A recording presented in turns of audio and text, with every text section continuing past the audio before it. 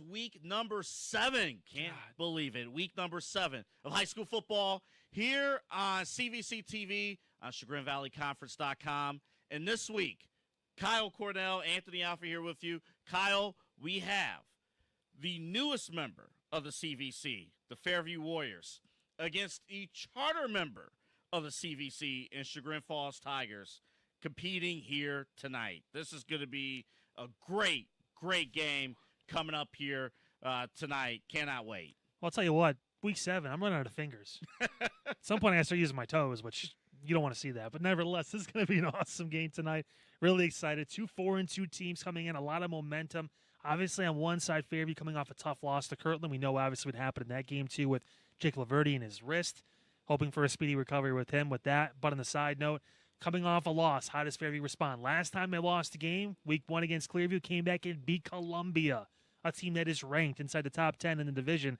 So something to keep an eye on when you're talking about how they respond to losses. So far, Fairview, really good with that. Other side, Chagrin Falls, a couple games in a row they've won. They've actually shut out 2 teams back-to-back. Defense playing and running on all cylinders. Offense starting to figure some things out. It's going to be an exciting game to play. We will talk with both head coaches on the other side as we continue on the pregame show. It is Chagrin Falls and Fairview coming up here on CVC TV and ChagrinValleyConference.com. Back after this. Ohio Center for Oral, Facial, and Implant Surgery is this year's title sponsor for CVC TV. Their practice diagnoses and treats facial pain and injuries and also offers a full range of dental implants and bone grafting procedures. Look no further than the Ohio Center for Oral, Facial, and Implant Surgery for all of your oral surgery and cosmetic surgery needs. Please visit their website at www.ohsurgery.com. That's ohsurgery.com. All right, welcome in, folks. Again, the pregame show here on CVC TV. Joined now by the head coach of the Chagrin Falls Tigers, John Scott, joins us live on the program today. Coach, how we doing, man?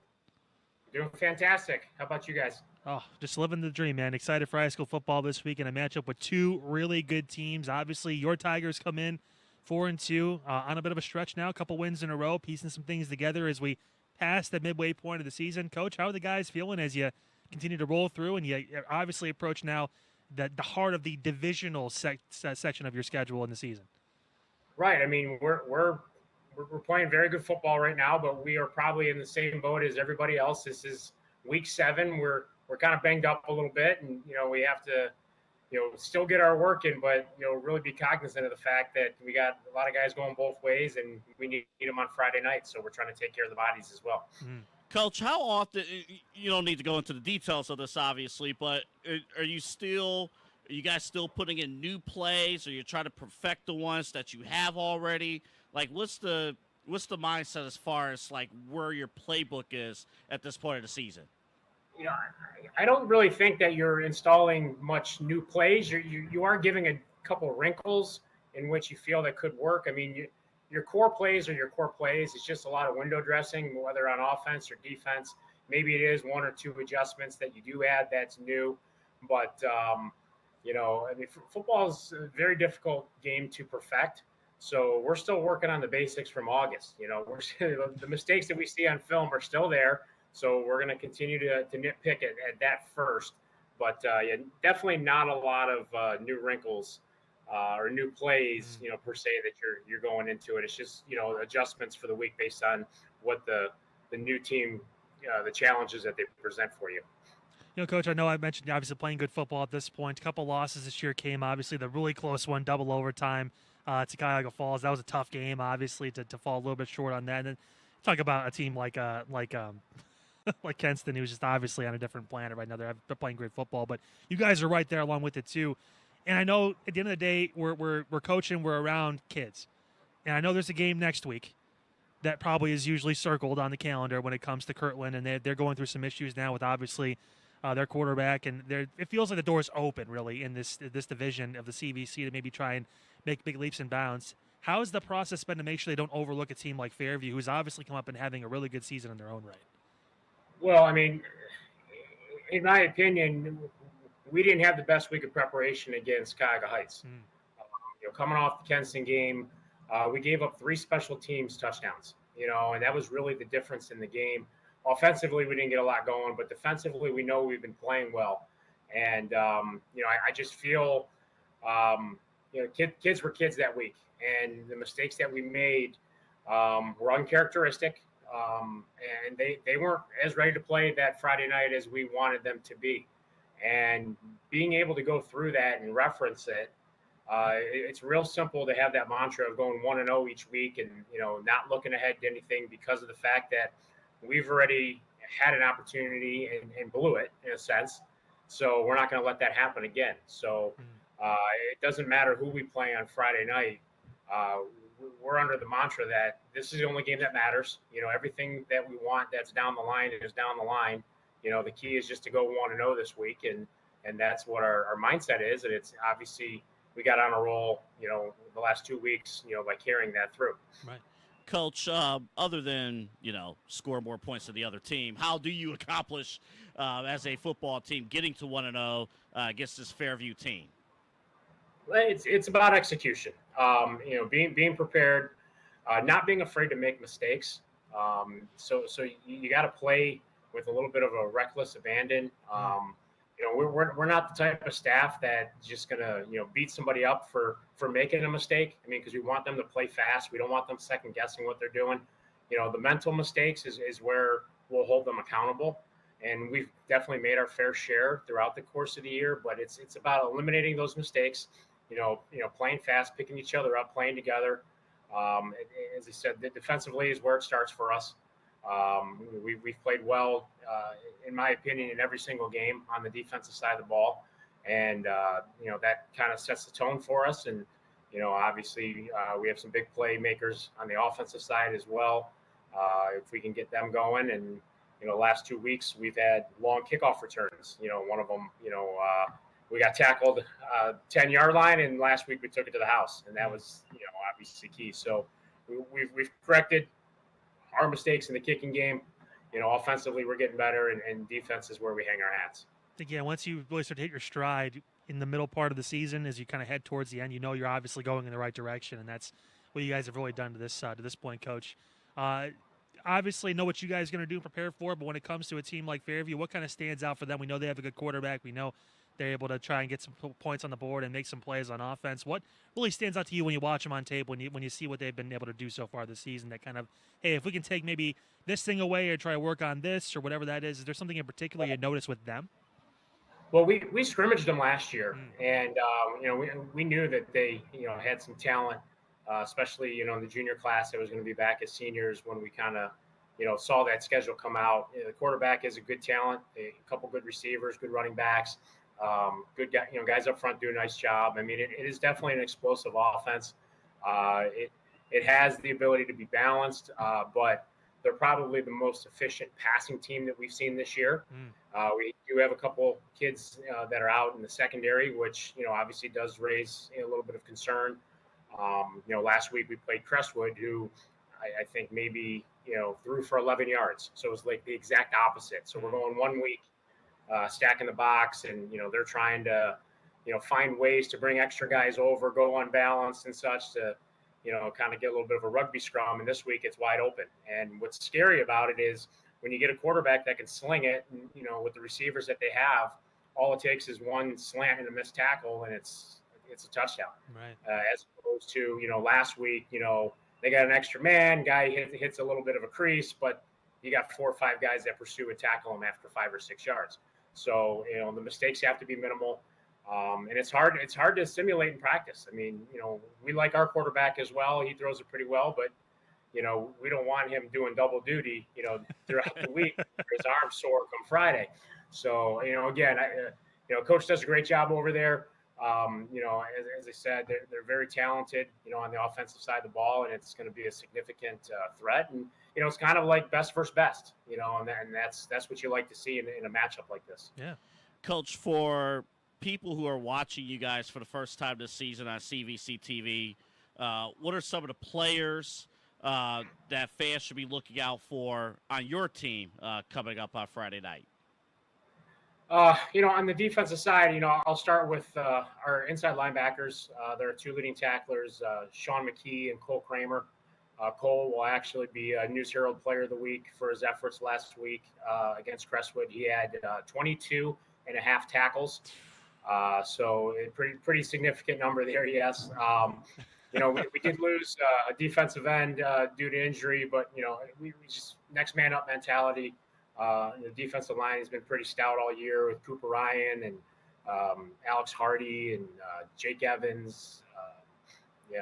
And adding Jack Keegan back in the mix and Enzo Fransco and then Cole Dukas is a playmaker for us. He's kind of that hybrid player as our outside linebacker slash safety-esque, but I mean he could come off the edge at any given time, or he can drop in coverage. He's one of those 6'3", 195-pound athletes. Had a pick six against Kenston, in which he was blitzing and just jumped and grabbed the ball and took off. I mean, it was just a miraculous play. I mean, so he's a guy that he's a 3-year starter. So we're confident in what he can do. And we got 2 senior safeties, and Spencer Cass and Brant Stevens, and they kind of control what goes on back there. We'll have a slew of younger guys, playing at the corners. We've had a little bit of injuries, in regards to that, but guys like Caden Villeneuve and Jay McGinnis and Ryan Curtis, who have played well for us, they're the ones that are going to be tested, and they're having a good week of practice so far. So I feel good about that from a defensive side. And it's obviously awesome. We're excited for that, Coach. Before we let you go, I'd love to ask this question to every coach when we wrap things up. It's 6:55. You're about to run out of the tunnel for the game. What are you telling the guys? Some coaches are very, rah-rah, getting everyone pumped and excited. Some coaches are calm, cool, collected. Hey, let's do our job. Let's, play and win every single down. What's your process through kind of getting the guys ready for that last time before you head onto the field? It kind of each week kind of has like maybe a different type of a movie quote or maybe lyrics from a song. Like this. This week, they just kept saying, homecoming week, we're going to be ready. We're ready. So it was, we ready, we ready. They started singing it, and, you kind of go with the flow with that. But our number one mantra, all year has been just do your job. Sometimes when you're in a school district like Chagrin Falls, we have very cerebral kids, and at times they want to overanalyze things, and that kind of gets in the way from a football perspective.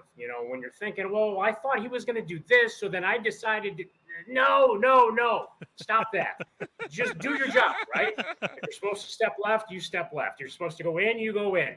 Don't worry about anything else. We preach football's the ultimate team sport. We have somebody else that's responsible for, that gap if it happens, or, to go in that direction. So it's just a reminder, because they're kids. And I think you really got to pump that into their minds that, hey, play fast, don't worry about making mistakes, and do your job. Right. And last 2 weeks, man, we've had a lot of success, and I'm very proud of them.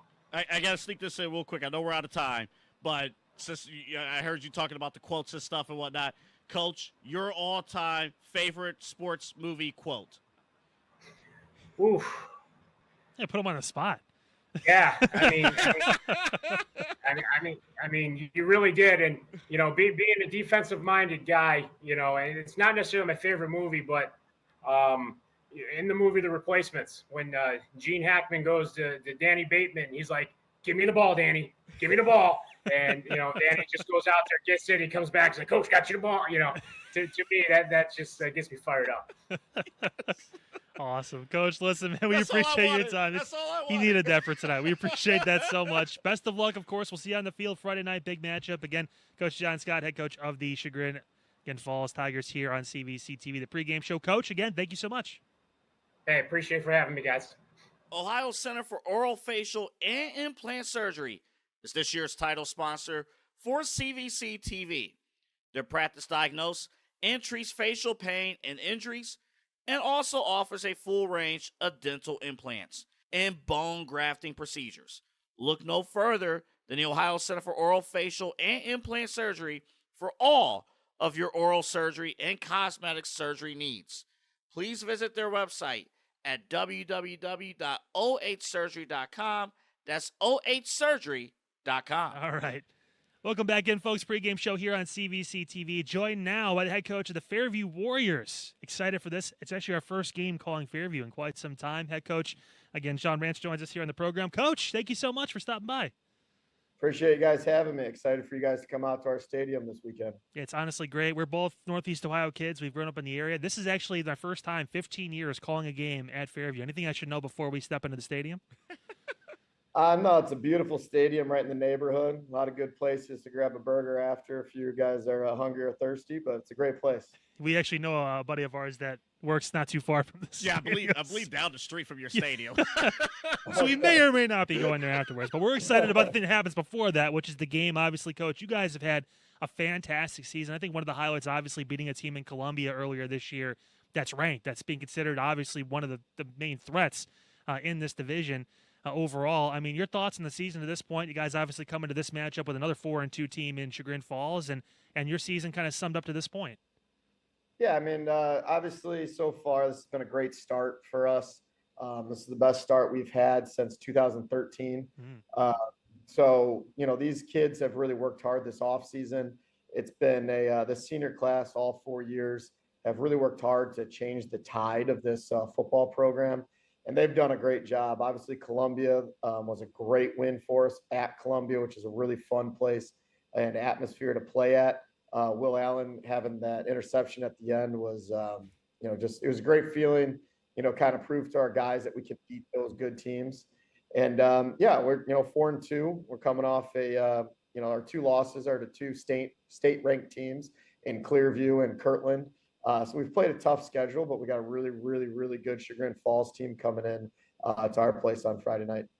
Coach, what is the foundation that you try to establish with your kids from day one, going all the way back to camp, all the way throughout the season? What's the one thing or a few things that you try to establish with your kids throughout the season?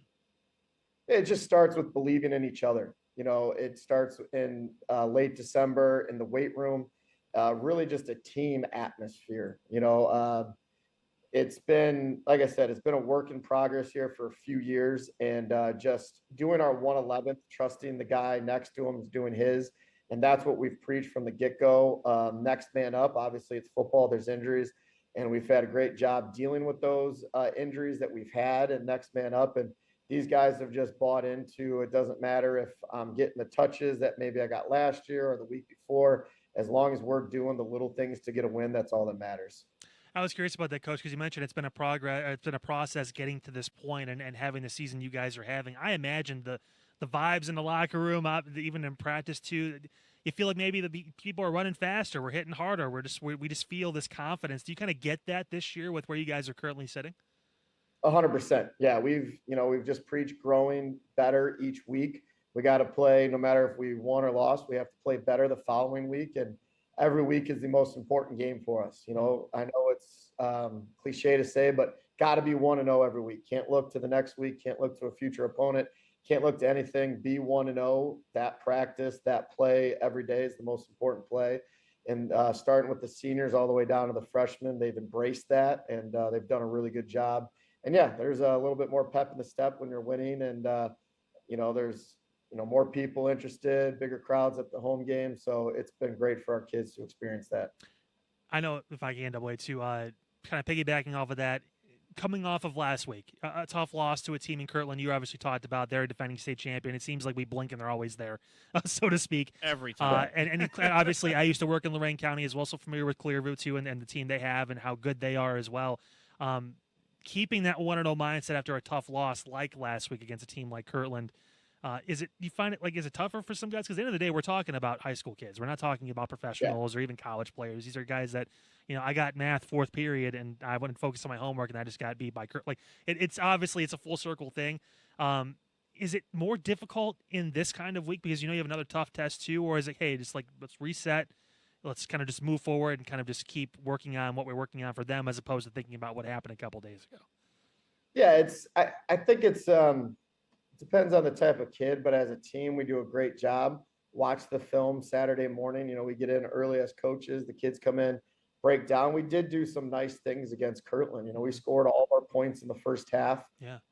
We couldn't hang with them a little bit up front. They have more they have great depth. They bring guys in and out on both sides of the ball constantly. They're always fresh.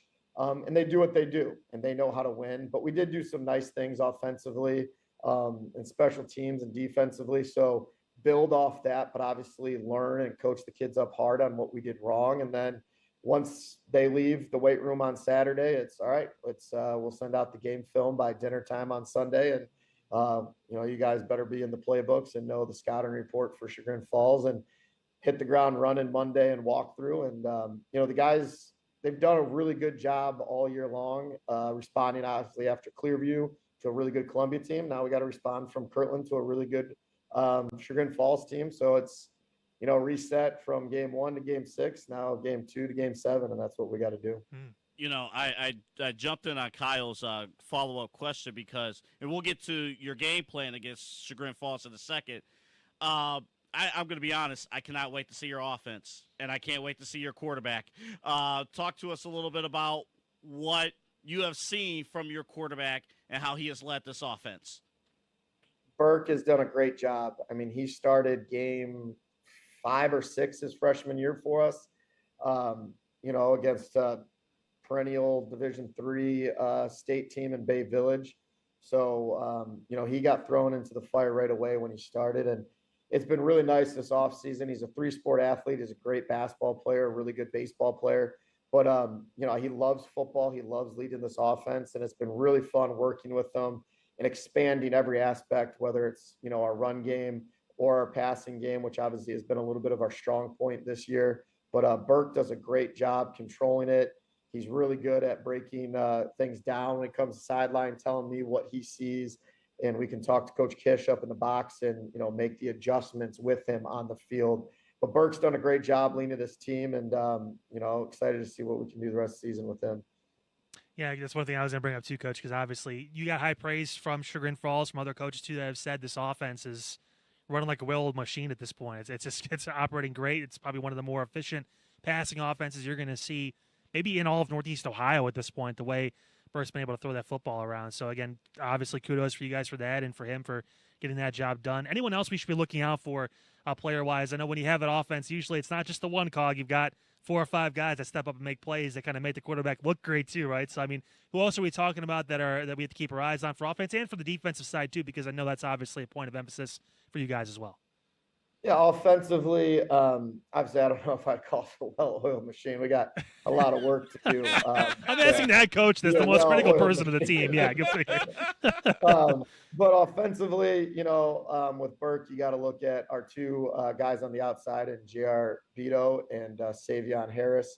Obviously, J.R. is our leading receiver, 39 receptions, 639 yards or something like that this reception. He's a big-time player wherever he catches the ball. He can push it deep. He can catch it over the middle, make guys miss. It's really hard for DBs, for one guy to tackle him. And obviously, Savion Harris is another big receiver on the outside. He has 20-some receptions, 400-some yards, 3 or 4 touchdowns as well. And then our slot backs, who also are really big in our run game and our pass game, with Brandon Juju Clark, Pat Canfield, Mason Woodworth, and then LaMarcus Clark and Brady Weir with, running the ball from the backfield. There's a lot of guys that can touch the ball and can be dangerous. That's fun for us to try to get them all the ball. And then up front, you got Danny Larkin and Ernie Alcaro, who have been 3-year starters for us on that offensive line. Danny's been starting for us since his freshman year. So those are kind of our workhorses up front, along with, we got a few sophomores up there as well on that offensive line. So, a lot of playmakers and some really good guys up front. Then defensively, Will Allen at corner has 4 interceptions. He's a really good lockdown corner. Brady Weir and Vinny Rizzo at linebackers have been great for us.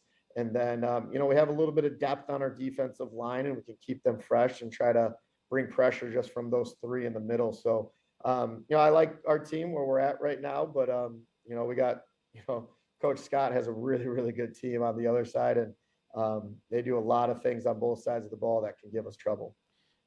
Let's get to that. What is that you're willing to share on the air? Obviously, you don't want to give away all your secrets, of course. We'll find out, during the game. But what is the scouting report that you would like to share on Chagrin Falls heading into the week that you want your kids to focus on Friday night? Yeah, defensively for us, their quarterback can make plays with his feet and with his arm. I think some big plays happen when he breaks pocket and gets moving. We have to stay disciplined in our gaps on the outside and make sure we're not coming up too soon in any scramble drill situations. And they have a solid offensive line. They're very similar to us. We scrimmaged them last year in our first scrimmage with Independence, and they're bringing 7 or 8 back on both sides of the ball. So these guys have experience playing in big games. So that offensive line is just solid across the board, and that quarterback makes a lot of good plays with his arms and his legs. And then defensively, they're 4-2-5. They have the one defensive end, number 2, who, he's got a great motor. We got to make sure we know where he is at all times and make sure we're, staying true to our blocks up front with some of their twists. And yeah, they're a solid defense that don't give up big plays. So we have to take care of the ball and, make sure that we don't give them any extra possessions. Before Kyle gets in the final question here, I have to get a coach on record on this. So you're the lucky coach here.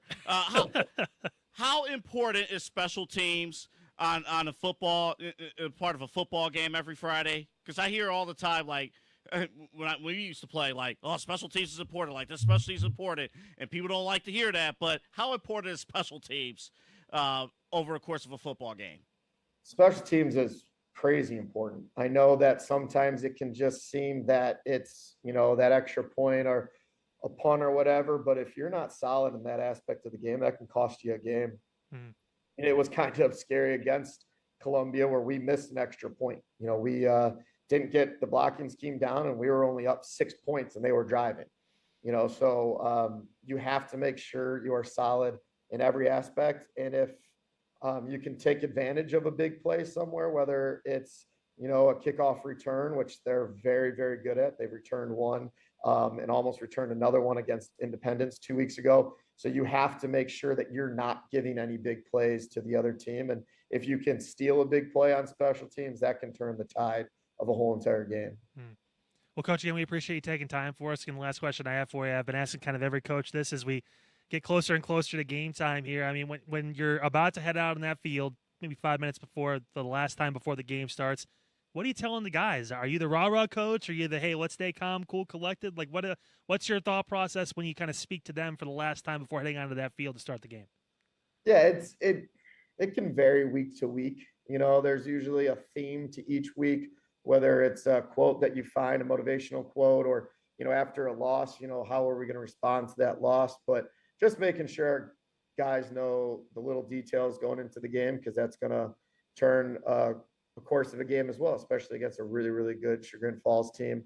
And you got to get them going a little bit, but we have some really good leaders that, I'll say in my last piece, they get going and then they kind of get each other going pretty good. I can believe that. I'm locked in. I'm ready to go for this game. I'm about to run through a wall at this point. Yeah. Well, Coach, listen, man, we appreciate you taking some time out of your night to talk to us. And, of course, best of luck this coming Friday. The head coach, again, of the Fairview Warriors joining us here. Again, Coach Sean Rance. Coach, thank you again so much. Appreciate your time. Appreciate you guys having me. Can't wait to see you Friday. Go Warriors. You bet. Can't wait. And welcome to the CVC, by the way. Yes. Thank you. It's been fun. Awesome, sir. Thank you again so much. We appreciate you taking time out. Thanks, Coach. Thanks, guys.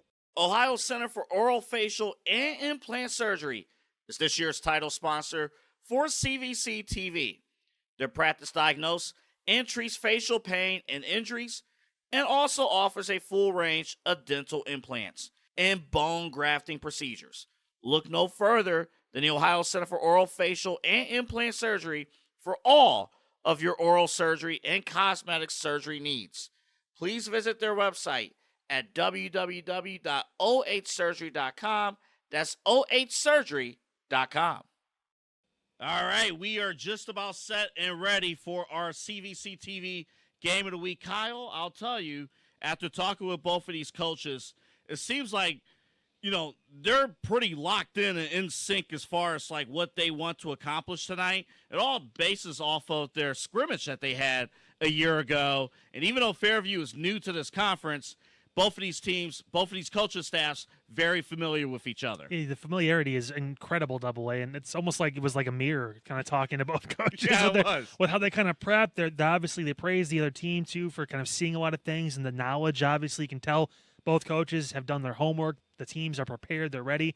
The only thing left to do now is to get on the field and actually execute the game plan. I'm excited to see what happens when you take the high-powered offense of Fairview and that passing attack going up against that stout defense. Chagrin Falls hasn't given up a point in multiple weeks in a row now. It'll be really fun to see how that dynamic works at Fairview. This is a road game for Chagrin Falls.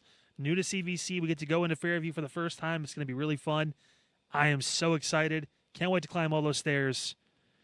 We're going to do it. We will leave this studio and also head down 480 West, and we will meet you on the other side of this break in Fairview for this game. This is going to be exciting. 2 Division 5 teams, 2 teams, and we didn't mention the playoff word with both of these teams. This division, by the way, too, wide open. Wide Kirtland has an open. injury at quarterback, so there is some possible concern. Jake Laverty's almost run for 1,000 yards this season in 6 games. So, I mean, there's a big hole in that offense if he has to miss time, which we're assuming he will. So, is this division now in the CVC open for anyone at this point? Could someone step up? It's one of the toughest divisions in the CVC by far with that talk about the different teams that are in here. This is a big stepping stone tonight. Who can step up and really take that next foot forward in this whole division? And you talked about it, playoffs. A win against either one of these 2 teams is important right now because of what they've done so far in this season. A lot on the line here. And we'll talk about it during the game broadcast too, but on the line, both of these teams in that playoff picture right now, a win would vote one of these 2 teams up to that opening week home field that you want, seats 1 through 8. You want to get that home field in that first week of the playoffs, make a little bit of a difference. And to keep track of all of these situations, scenarios, the scores, and highlights, and all the stuff going on Chagrin Valley Conference, chagrinvalleyconference.com, and also CVC TV on YouTube. Like and subscribe. You get all of our live games, all of our live events. Steve Hare, he does a phenomenal job with the interviews with the different athletes across all of our sports here in Chagrin Valley Conference. But Kyle, I think that's it for us here in the studio. At least for now. I think it's time for us to hit the road, hit Interstate 480, and meet you guys at Fairview for the first time in CVC TV history.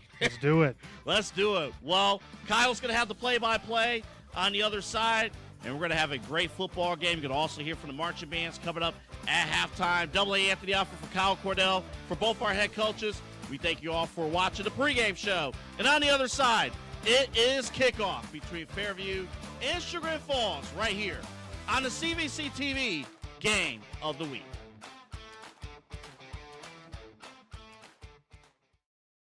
Do you want to learn how to be a producer, DJ, on-air talent, or influencer? Visit BeOnAir.com and discover a media school that's changing the game. We have 7 campuses across the country, and you can graduate in as little as 8 months. No math or English classes here, just classes that interest you and give you hands-on experience with real-world professionals in the media industry. And there's financial aid available for those who qualify. Stop sleepwalking through life. Show up for your dreams. Visit BeOnAir.com and take the free career assessment. BeOnAir.com.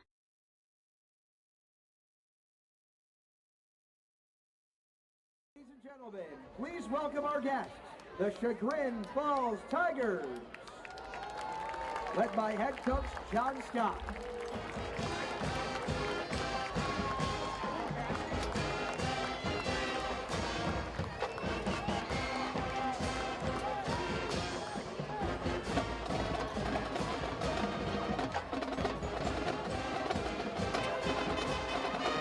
And now, here comes your Fairview Warriors, led by head coach Chagrin.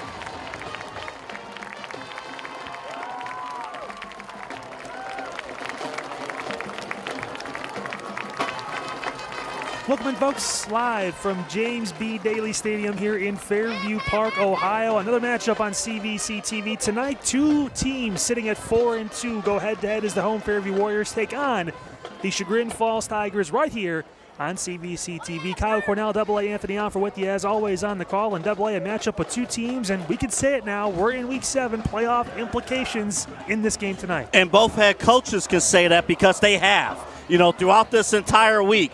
Both teams, they know where they stand. Chagrin Falls right now, the 4th ranked unofficial in Division 5 Region 17. Fairview ranked 11th in Division 5 Region 18. So you win this game, you're in the good track to go to the playoffs. You talk about the seasons both of these teams have had. One, Fairview, we talked about it in the pregame a little bit, able to respond after that first loss. They came out, they beat Columbia, who is one of those teams. They're actually ranked right now in the top 10 in the division. On the other side, Chagrin Falls starting to hit their stride. A couple wins in a row.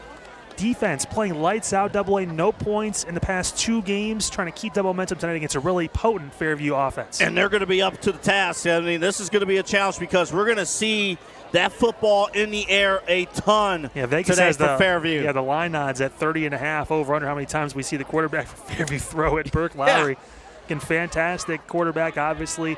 In another full season as a starter, he has been great. One of the better quarterbacks in the CVC Valley Division. We say that now because we unfortunately heard the news that Jake Laverty over at Kirtland may be done for the year now with that broken wrist he suffered last week against the Fairview Warriors. Of course, Kirtland won that game, but talk about the battle, not the war. I mean, this is a situation now where this division, the Valley Division, which has been dominated by Kirtland, AA, could be wide open right now. Could be very wide open. And again, this is the type of game where, you talk about like the measuring stick games. This is it right here. This is it. You come into October football, both teams in position to do something special here tonight. It's going to be a big test. We cannot wait for this contest. It's going to be an awesome showcase tonight in seeing the offense versus defense. That's been the talk all week. Fairview's offense versus Chagrin's defense, which has really found its momentum after a couple tough games earlier in the year. Both teams playing phenomenal opponents throughout the season. Strength of schedule has been solid, and it's why AA mentioned they're both right now lined up for that playoff picture. And that push here in the last few weeks of the season. Can they get it done against divisional opponents? Let's find out. It's a squib kick. It's off the back, and it's recovered. No, it's backed up by Fairview. That was close. Right off the kickoff. Off the back leg of one of the gunners up front. And I'll tell you what, AA, that was a great idea from Chagrin, but Fairview able to fall on that football. The Tigers had a chance, but it was a great job by the Warriors to fall on it. So for those who turned in to the pregame show, what was my question? Special teams, right? Yeah, there you go. How important is it? Well, now Fairview starts their first possession on their own 41-yard line. And Burke Lowry, the junior quarterback. We watched his arm strength before the game, like him warming up. Yeah, he's got the ability to sling that ball, but they're going to hand it off on the first possession. It's taken inside, a gain of about 5 to the 47. Good run right there. For another 3, Brady Weir. We're going to see a bunch of different players get the football tonight, AA. A 3 running back rotation that Fairview has in their starting lineup.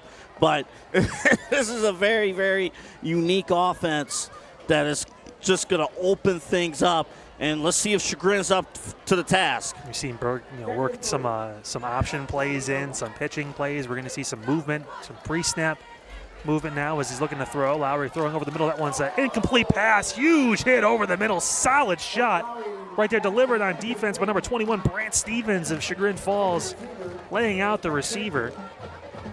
Now is Pat Canfield who cut over the middle, and he just got leveled. So now here comes a 3rd down and short for the Warriors. And there was no hesitation by Stevens. He read the play and attacked. He went right in for the attack. He really did. So here we go. 3rd down and short. Early test for this Fairview offense. Lowry in the shotgun, going to dump off its screenplay. It's caught. Going to turn the corner, get that first down, pushed out at the 45-yard line. Solid catch right there by Canfield. Is able to get that first down, and that's some positive signs for the quarterback, AA, seeing a ball get completed, get that first down. And it was a great play call, too. When you run that screen, you want to just get an easy completion, build some confidence with the quarterback and the receiving core, and there you go, get a first down. Yeah, on the other side of the 50 now into Chagrin Falls territory. Lowry in the shotgun, looking, passing, middle. That one caught. Had to catch it through the referee there. Solid job by Savion Harris, who makes the catch. Give him about 8. I wonder if quarterbacks and receivers sometimes use that official that's in the center of the field. Yeah, it's like a legal pick. Yeah. I mean, you use it as a pick there. So 2nd and short coming up for Fairview. Lowry, where he's going to be for a lot of tonight in that shotgun. Pitching to the outside. It's taken in. turning the right corner and near the first down, pulled down, but a late flag. And that was Cole Kramer who got in on the tackle.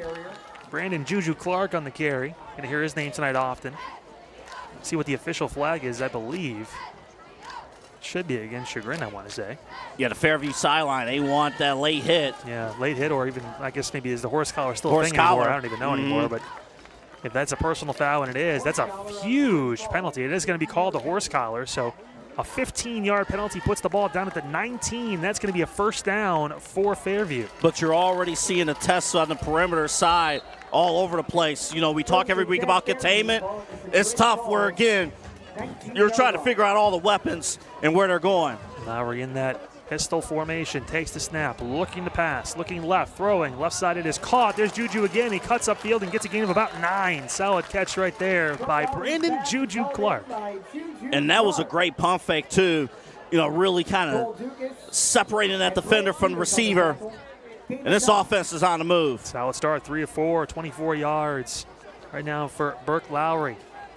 And pushing inside the 15-yard line, gets a pitch to the outside, it's taken in. Breaking through, Weir cuts back, gets the first down, spun down at about the 2-yard line. Great job. We saw that work in pregame AA. You see that option play.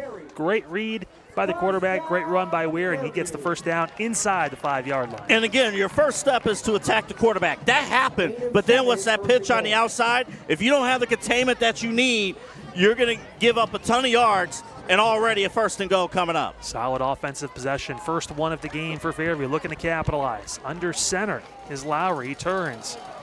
You got to hand it up the middle. Weir trying to fight his way through. He's close and down at the 1-yard line. Try to dive through and use some footwork there, and Weir just gets maybe 1. Just the strength of this defense. They just locked in, and he was caught from behind. Caught from behind by Jake Keegan, number 43 tonight. Another guy we're going to hear his name a lot in this game on the defensive end. Can Chagrin Falls get a stop? Tigers trying. It's going to be a keeper. Up the middle, through, and it is. See if your official word here. There it is. Finally, we get a touchdown down the middle. 1 yard for the score. It's a keeper from Burke Lowry. He gets in for 6. This time, able to just get that push and get in the end zone. At Fairview, they don't need any extra help. They got it with the field position, with the kickoff try, and they're up 6-0 to start this. 6'3", 200-pound junior quarterback keeps it himself for the first 6 points of the game, pending the extra point on the way. Now we're going to hold, too. There might be a false start there. It looked like it was a hard count on a snap for an extra point. Should be against the defense. And they're gonna call it an encroachment. So Chagrin Falls on their heels a bit here. So that's gonna move the ball half yard closer, maybe a yard closer double A. And now decision time again over on the Fairview sideline. Coach in Ransom Company, do you still kick the extra point? It looks like they're going to. No change of heart on going for 2 here. I like how there's no hesitation. We don't see that often anymore. You trust your kicker, right? As Kyle Farkas will line it up. On the way, line drive through the uprights, and it is good. And the score now 7-0, Fairview on top of Chagrin Falls right here on CVC TV. If you got a tree emergency or need expert tree care, call Taz Tree Service at 440-567-0962. With over 25 years of experience, we specialize in tree removal, trimming, stump grinding, and more. Their fully insured team offers swift responses and affordable pricing, ensuring peace of mind and top-notch service. Visit Chagrin Falls TreeRemovalServices.com to book your appointment today. Taz Tree Service, dependable, professional, and ready to meet all your tree care needs. LAA, a hot start by the Fairview Warriors. The offense takes it down the field and scores in their first possession. Chagrin now's got to try and respond. And first, we heard a lot about this Fairview offense coming into this week. They hung in tight in the first half last week against Kirtland. So, let's see here how Chagrin responds to your point. And they understand kind of driving through. I'll tell you, Coach Rance gave me a little bit of grief for saying his offense looked like a well-oiled machine. But I'll tell you what, they ran the ball extremely well that drive. 5 rushes, 4 passes. They get the 51 or 59 yards total they needed to get into the end zone. They had great field position too, and they almost didn't get the kickoff there. Yeah, it was almost recovered pseudo onside kick. It was a line drive low that went off the back leg of one of the blockers up front. This one's similar. Going to low line drive kick. It's going to be taken in by Chagrin Falls and down immediately. So a great job right there for Chagrin to do that. That was Kramer, who also plays some fullback, who was able to corral that one, and the ball will be down at the 36-yard line. That is where the Tigers will begin their first offensive possession. Double A looking to respond after Fairview looked pretty calm, cool, and collected and moved down the field fairly quickly. Can the Tigers do the same? And we're going to find out. Again, they love to run the football. They have the ability to throw it up in the air too, but their bread and butter is running the ball. And we're going to see kind of how they attack this defense. Chance now to see Jacob Kay get in that pistol. Turning, Kay looking to pass, throwing it to, oh, but it's intercepted! Intercepted by Juju. He goes back upfield, still being eventually dragged down at the 20-yard line. Kay picked off immediately by Brandon Juju Clark. And there was massive pressure up front. Watch this here. Just going right in there, and the timing was off immediately, and that set up the interception. And Fairview's second offensive drive in a row to start this on short field. Tell you what, the Fairview offense getting lined up great on homecoming night. A chance to possibly go up 2 scores early here against a tough Chagrin Falls team. What a start by Fairview offensively and defensively. What a pick, too, by Brandon Juju Clark. Saw him make a few plays on offense the first drive. Now he's back out there. Lowry again in that pistol, looking, left side throwing. It's a screen. It's caught. Cutting back upfield with some room to run after a gain of about 5 before he's eventually torn down. Right there is J.R. Beto. Give him about 5. And Kramer did a good job there kind of stopping things there. That could have been a lot worse. You know, you see kind of what Fairview wants to do here. They want to establish the screens. They want to establish the short plays and keep Chagrin Falls off balance. Saw Dukas coming there late too and make the play. Here, second down, handoff on the inside. This week keeper rather by Lowry, who turns upfield, and great job on the play action there and an option play, and Lowry moves forward for a gain of about 6. You know, we was ready to award Jake Keegan with the tackle, but that player wasn't the one with the football. Last second held that ball in. Now 3rd and short. Handoff right side. Weir cuts forward and gets the first down. Solid run by Brady Weir. The short yardage back gets 4 and moves the chains. So the strength of this Chagrin team, you know, is defense, but this is possibly the worst possible start you can imagine if you're Chagrin, because again, you're backing up your defense 2 straight possessions. Lowry in the shotgun. First down, looking left. He's under pressure. He's going to get brought down. There's a flag that comes in late. I'll tell you what, Cole Kramer came flying in, but there was a flag. See who this is against. Yeah, we'll see, but Cole Kramer's been all over the field in these initial minutes. Yeah, first 4 minutes and change, and Kramer's been all over the place. We'll see where the ball gets placed here. We still haven't actually got a word yet. Looks like it would be against Fairview. They're going to decline that penalty, which is smart. That means that they're going to lose the down. And the ball get placed back, I believe, at the 18 or 19-yard line. Let's look at it. Oh, just untouched right through. Maybe might have been a hold. Yep. Yeah, a hand. Yeah, so you decline that penalty because you don't want them to play first down again, and they lost yards. So 2nd and goal now from the 18-yard line as opposed to still 1st and goal. So you'll lose the down and some bunch of yards there. That's what. But finally an opportunity for this defense here. And Lowry in the shotgun, looking, throwing. He's got a receiver who breaks free and in and out of the hands, incomplete. Oh, tell you what, he had Mason Woodworth, who was actually part of the junior homecoming court tonight. He was honored before the game and just could not get the ball just a little bit too far for Woodworth. 2nd down coming. Third down rather. You know, sometimes you don't anticipate being that wide open. You just don't. You know, it was broken coverage there, miscommunication defensively, but you sometimes just get so excited it just doesn't connect. 3rd down coming up now. 5 wide set. Man in motion is Woodworth. It's going to be a pass over the top. It's going to be thrown. It's almost intercepted. Oh, Dukas almost got that ball at the 15. Just missed it. And now 4th down coming up, and the kicking team comes on the field for the 3-point attempt. Double A. That was close. Man, these last 3 plays, these last 3 plays, you want to talk about momentum shifting. Man, I'll tell you what, Chagrin Falls back against their wall, you know, But after that penalty, that holding penalty that was declined and the sack, Chagrin able to stand tall. All right, so now it's up to the sophomore kicker, Kyle Farkas, to try and make this a two-possession game. Snap down, kick on the way. It is up. 35-yard field goal is good. Farkas puts it through. The score now 10-0. Fairview does capitalize on the first play interception from Chagrin Falls. They take a two-possession lead here on CVC TV. Speaking of us, the presenting sponsor for CVC TV is the Ohio Center for Oral, Facial, and Implant Surgery. Doctors Keith Schneider, Don Lewis, and Jill Weber. Their specialties include dental surgery and implants, corrective jaw and facial surgery, and trauma reconstruction. For all of your oral surgery needs, visit the Ohio Center for Oral, Facial, and Implant Surgery website at www.ohsurgery.com. Follow Fairview Athletics on Twitter and Instagram. A little over 4 minutes into the game, AA, and it's already 10-0 Fairview. Great start for the Warriors. A lot of action. Fairview, you kind of, man, I'll tell you, good start for them.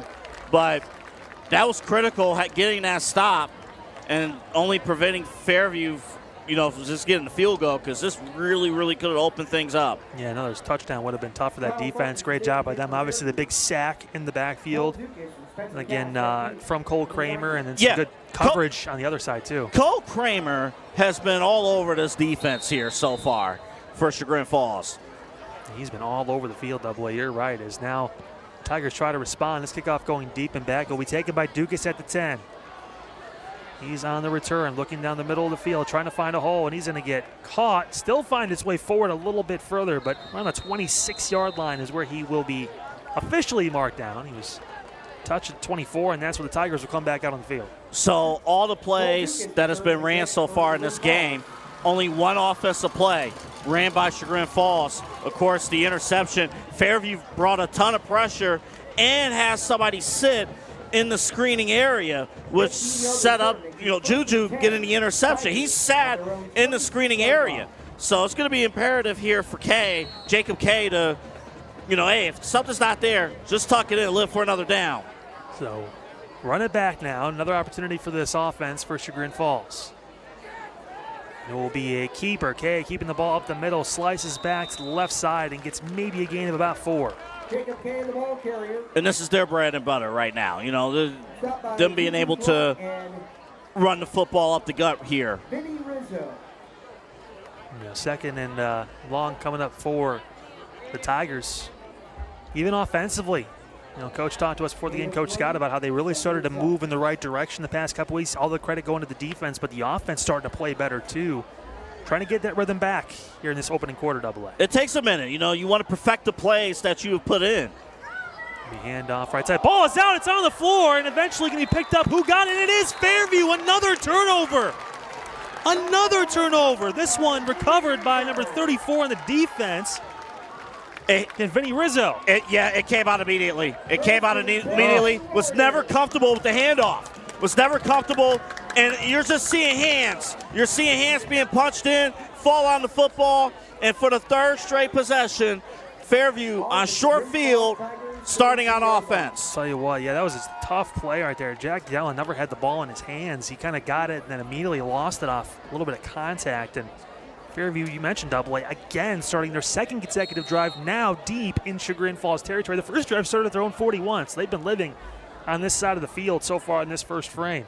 All the action's been in front of us. I mean, we're in position on this end of the field here in this first quarter. Good job by Rizzo to recover that fumble too and get it, because it was a toss-up at that point. Quick throw to the outside is caught by Juju. He cuts back left side, and that ball's out again on the floor, but I think Fairview got to it. And they did, so they will keep possession, but the ball hitting the turf a little bit. The conditions are nice. Jack Foley with the recovery there. That was huge. Never locked it in. You have multiple guys there, too. That ball was never secured. Oof. It was never tucked in and secured there. But that's the power of getting multiple guys to the football. You always run that opportunity as Juju Clark heading off to the sidelines for a little bit. Yeah, a little bit of a timeout. Just collect yourself. He's had a solid start to the game, AA, a couple good rushes, and obviously the receiving, and had the interception on the defensive end. Is second down. That could be illegal motion or possibly a false start, and there it is on the offense. So they'll move backwards 5 yards now. So now the past 2 drives, Fairview's offense catching up a little bit. They started really hot at Double A, looked fantastic that first drive through, but a few mistakes on this past couple possessions. Self-inflicted mistakes, which is what you don't want. You know, and hey, you keep the other team in it, where you could have just really put this thing away early on. You don't want to get those self-inflicted mistakes. So a chance to correct that here is Lowry will take that pistol snap. 2nd and 12 on the 34-yard line of Chagrin Falls. Lowry looking right side. He's going to roll out, looking for a receiver, trying to point someone to go. He throws it. It is caught. Flag comes in late. Down at the 23-yard line. It could be a gain of 11. Harris made the play. 12-yard pickup. Tell you what, Lowry did a great job staying with it, because that play, you think about beyond 6, 7, 8 seconds, staying with it, and then Harris following with the quarterback there. I know the penalty may impact the result of this play, but I like what I saw from quarterback and receiver. And normally when they're talking to the coach, it normally means it's a penalty against the other team, and are they going to accept it or not? We'll see the official ruling here in a second. And again, that was caught. So they could be asking Coach Rance, what his plans are for after the game. If he's got any. He did tell us during the pregame. Here we go. And there's holding on the defense. So normally in the pros, I believe it's a 5-yard penalty and an automatic first down. We'll see what they decide to do here with this. Is the ball is going to get moved 5 yards from the line. And yeah, all right. And that should theoretically be close to a first down, but it looks like they might be short. Should be short by, 2 yards. So it counts as a 12-yard catch. Handoff up the middle and close to that first down marker again. But I'm not sure if they got that one. That was Lamascus Clark with the carry. Another person we're going to hear throughout the night. I was going to say initially they had. Yeah, they did. They got it. It's going to be a first down, Kyle. Yeah, they're going to give him about 1.5 yards. I was wondering if you lost the forward progress initially. So it is first down, pitch to the outside. Solid cut through, cutting back in towards the hash mark and brought down was Canfield at around a gain of 4 to 5 yards. That was a great run. I'll tell you what, Ryan Curtis, number 88, did a great job again with containment, for Chagrin. He gets to the outside. It's another first down. It's probably a first and go coming up. And you want to try and force that ball back in. At the point of those plays, Double A, you mentioned, is trying to get the ball out past the hash marks and trying to make a play with the speed. And Fairview's got plenty of that. 2nd and 5. Lowry looking, throwing, middle, receiver, push, intercepted. There was a big push down the middle. No flag. There it is. It came in late. That's not going to stand. That's going to be pass interference on Chagrin Falls. A blatant push when the ball came out. We'll see when, if it was passed. The flag came, I'm not so sure, because I think you're 100% right, but that flag came in a little bit late after what we thought was that push. I don't know if it was a hold after the interception that the refs are going to call. We'll see here, because there was a blatant push in the middle of that play when the ball was thrown, but if they deem it uncatchable, then they may say it wasn't, or that it was tipped. And there it is. That's looks like pass interference. Yeah, that's what they'll call it. Yeah. Listen, we've done this long enough. We can usually tell when that. And the guy got hit hard before the ball even got there. I was only concerned because that flag did not come out immediately. Yeah, they waited a second to get it out there. But that's the right call. It is. So that's going to move the ball inside the 10-yard line. It's going to be first and goal at the 9, half the distance. And goal.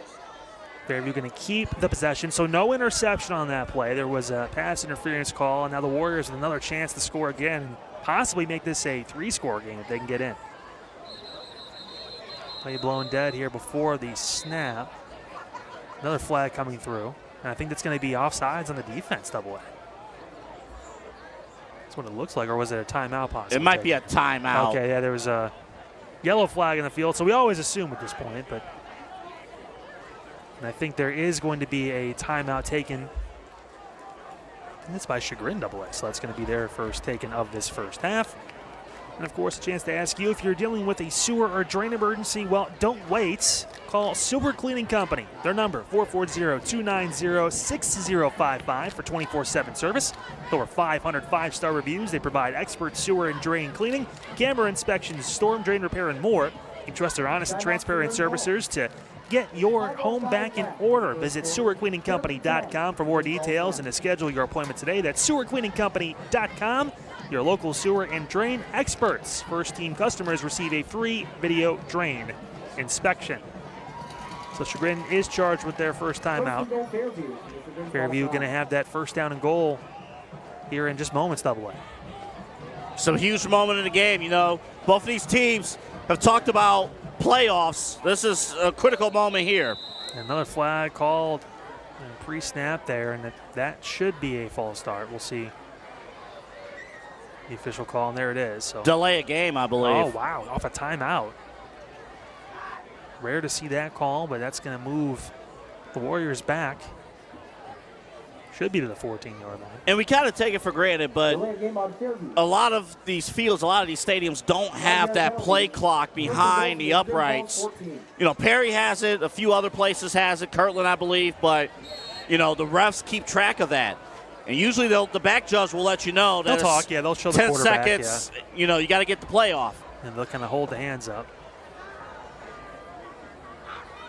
So we'll see if Lowry can get through this again in the shotgun. Looking to pass, throwing right side, sidearm sling, incomplete. Was looking out there for Juju Clark, and that ball goes incomplete. Kind of in between Clark and obviously Mason Woodworth, Double-A on that pass. Not sure who exactly it was to. I wonder if it was tipped at the line of scrimmage. That's also because the spiral of the ball changed a little bit, so that's probably why it didn't go to anybody there. But it would have been a great throw, but I think it was tipped at the line of scrimmage. So Lowry tried to change his arm angle on that throw too to make the pass, and yeah, maybe just got tipped at the line of scrimmage.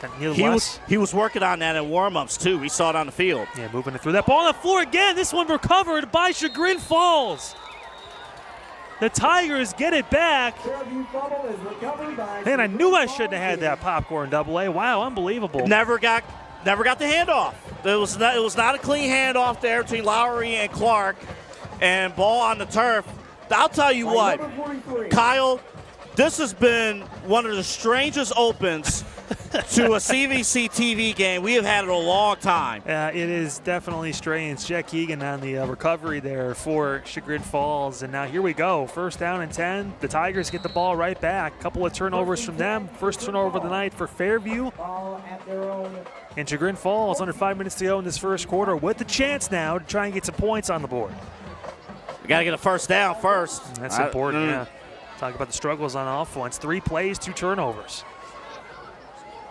Throw behind the back. Oh, that was dangerous. Canfield was lurking in the backfield. That ball behind the intended target. It's going to be second down. Kay just could not deliver that ball on time. And, man, that was some nervous moments for the Tigers fans here in attendance tonight. This offense, there's a lot of talent. They're just not in sync right now, and it's just... It's hard to be Double-A. How many plays has Fairview ran tonight? True. So far? And it's just... That was the 4th offensive play for this offense for the Tigers. And it's just getting the timing. I wonder, hey, just run the football again. Just get things back on track. We've seen 3 different times the ball come out on a fumble, so you almost want to be careful with that. As Kay will keep it himself now, breaking right side. Kay's got room to run. He's going to get the first down and eventually tail out of bounds right near the 34-yard line. 15 yards and a first down for the Tigers, their first of the night. I guess they technically ran the football. It was Jacob Kay, the junior, able to just take control there. There's been a lot of traffic up front, but he identified the path and was able to get the first down. Okay, and of course, Lowry, 2 junior quarterbacks. We'll see these guys next year as well, building on successful runs. Okay, looking, going to hand off to the outside, trying to break through a crease, and does, and eventually brought down the ball's out again! Still on the deck, on the floor. Who got it? We'll see.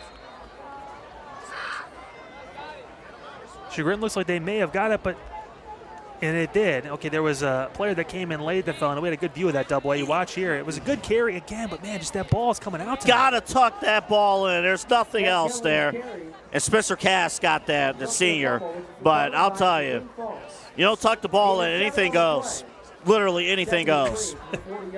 It really does. And that was a tough play. That was Jelen again who got the carry and just, again, good gain, good yards, but got to control that football. So on one side, you got the ball not being tucked in. The other side, you're not getting clean handoffs. So the ball protection is huge. Yeah.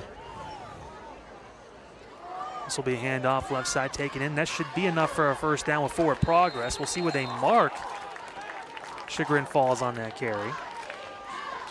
27 with the run. We're seeing more players coming to the game now. Sean McKee gets the carry on that one because, again, just trying to find someone to hold on to the football. I wish, though, McKee, it was a good run. I wish he would have just gone straight up the gut there a little bit. He kind of lost his forward progress. Yeah, he had that avenue double A to kind of cut right through and get maybe a few more yards, but try to make more out of the play. When you're down 10-0 early in the first quarter, you're trying to maybe do a little bit too much on that game. You know what? To explain this game so far, these are high school kids. Honestly, the mistakes you're seeing, these are kids, you know, so it's just who's going to calm down and play their responsibilities. A keeper from Kay turns upfield. He'll get the first down near midfield. Solid keeper there by Kay. Gets about 7, and that's going to be enough to move the chains. And I think if Chagrin Falls can get over past the 50, they're at the 49, they're at their own 49, it will be, I believe, the first time since the opening minutes of this quarter that play's going to be on Fairview side of the field. It's been on this side of the field for a while, and granted, it's closer to us, so we enjoyed that, but nevertheless. If it's we the understand second the quarter, want, yeah. It'll flip back over. Okay, the shotgun, first down, high snap, flag comes out, and it's been some penalties and a false start. This time against the Tigers. We saw a few against Fairview the last drive before another fumble caused a turnover. False start, Chagrin Falls. 5-yard penalty. The Tigers will move back and double A. It's the announcer's jinx. They had a chance to get over the 50. They're back on their own 44 now. They were 1 yard away. Now they're 6 yards away. You know, it's just it's just those mental hurdles. But, you know, again, you know, if you see all these mistakes in the pros, it's like, how can you be doing this? But you never know. And, Kyle, you talked about it during the pregame. You know, you're dealing with 14 to 18-year-old kids. Things go through your head. You see these cameras, you know, things are going through your head. First down, a little dump off pass. Huge hit in the backfield. Whoa. And eventually brought down. Great job on the read by Fairview. Now, I'll tell you what, fantastic job by Cal Reese there to line up the receiver there and just know where to go. That is a textbook tackle, too. That's textbook. Textbook way of identifying the open man is just getting after and attacking. It's very easy to hesitate. Yeah. And I remember even playing that position in the past, and sometimes, like, occasionally, like, you learn that position, you hesitate there, but you can make that open field tackle. That's huge. Yeah, lost 6 yards, so now it's 2nd and 21, and we keep going backwards. Kay in the shotgun. The big success has been able to run the football tonight. Kay looking, and he will take off again. Kay cuts up the left side, past the 40, still in bounds, and eventually gets through to the 45-yard line. That's where he'll be taken out. So he found success when he scrambled. Another 7 yards for Jacob Kay. But credit to these DBs for Fairview. None of these receivers are getting open. No. I mean, they're just locking in on their assignments. You got senior safeties, too, you know, lining up back there. So when you got seniors back there able to communicate kind of what you want to do there, you know, yeah, Stevens my and goodness. Kaz, yeah, are fantastic. They definitely try to keep the lid on. No big plays is their big point. Now from Chagrin Falls side and Fairview side, too, the seniors are stepping up big, too, and Canfield and Harris trying to contain this offense. Safety play definitely a strength from both these teams. Okay, looking again, he's in a rollout, and he's in the flag going to come in late in the area of holding. Okay, got back to the original line of scrimmage double A, but we'll see what the call is.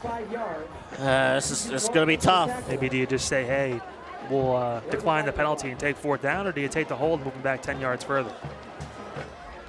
Maybe you keep on, you know, or I see Coach there. I think they're going to decline the They're going to penalty. decline it, yeah. So 4th down and now about 11. So decision time right now for Coach Scott and company. Down 10, 1 minute and change to go in this first quarter, and I imagine the punt team's going to come out here. And let me correct myself there. Harris, number 11, he's a junior. for Fairview defensively.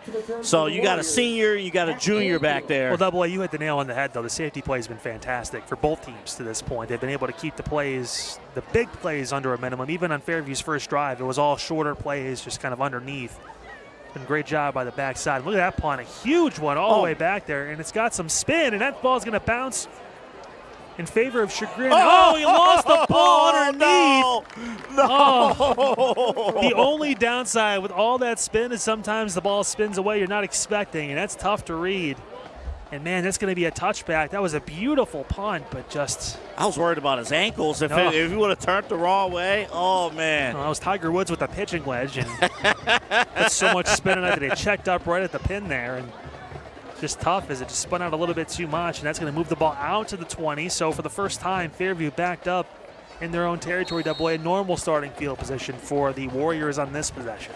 And to this point, the reason why this is only a 10-0 ball game and not 21-0 is because this defense for Chagrin has been pretty locked in. But again, the big play threat for Fairview, you could expect every play. Lowry hands off, Canfield through the middle, and a great job by Chagrin Falls to read that through. No gain on the play.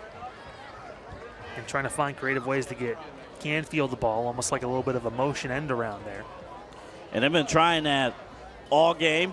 Decent success. They've been able to try it a little bit, but that go around, Chagrin was able to handle it. They actually call that a loss of one, Double-A. So be second and long coming up for the Warriors. One of the few times they've went backwards on a play so far in this game. Lowry in the shotgun, flag comes in. And that should be, yeah, false start. So Fairview going to move back 5 more yards here. So they're going to be back on their own 14-yard line. I'll tell you what, it got to 10-0, and it felt like Fairview was going to start to run away with this game. But Chagrin, and give it credit to Coach Scott, that coaching staff keeping the kids focused. They're still in this game, and now momentum kind of hanging in the balance here. And this is Fairview also experience. They got to lock in, too. Now he throws outside. That ball is caught. That was a great hit.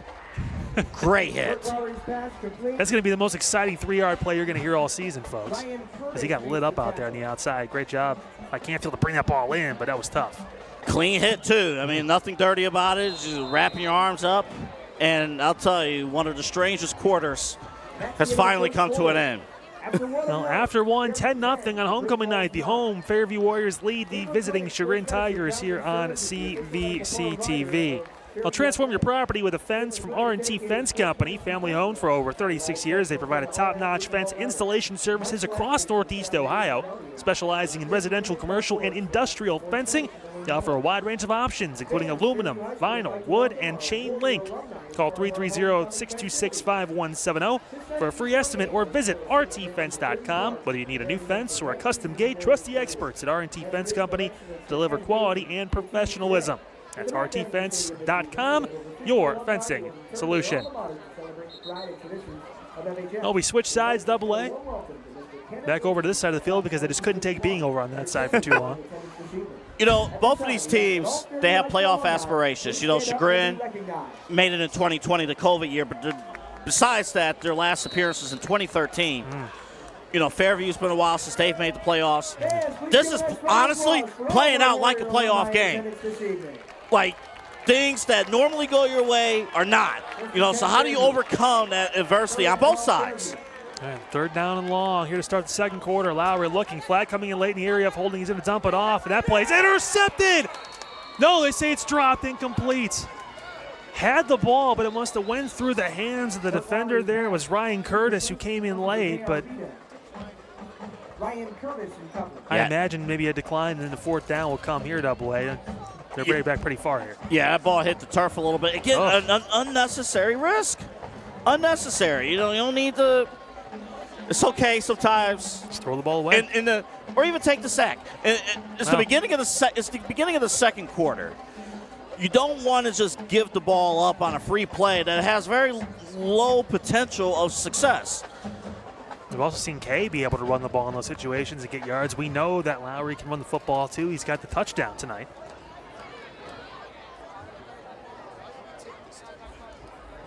So they will decline the penalties. A 4th down coming up, and I imagine the punt unit will be on the field here.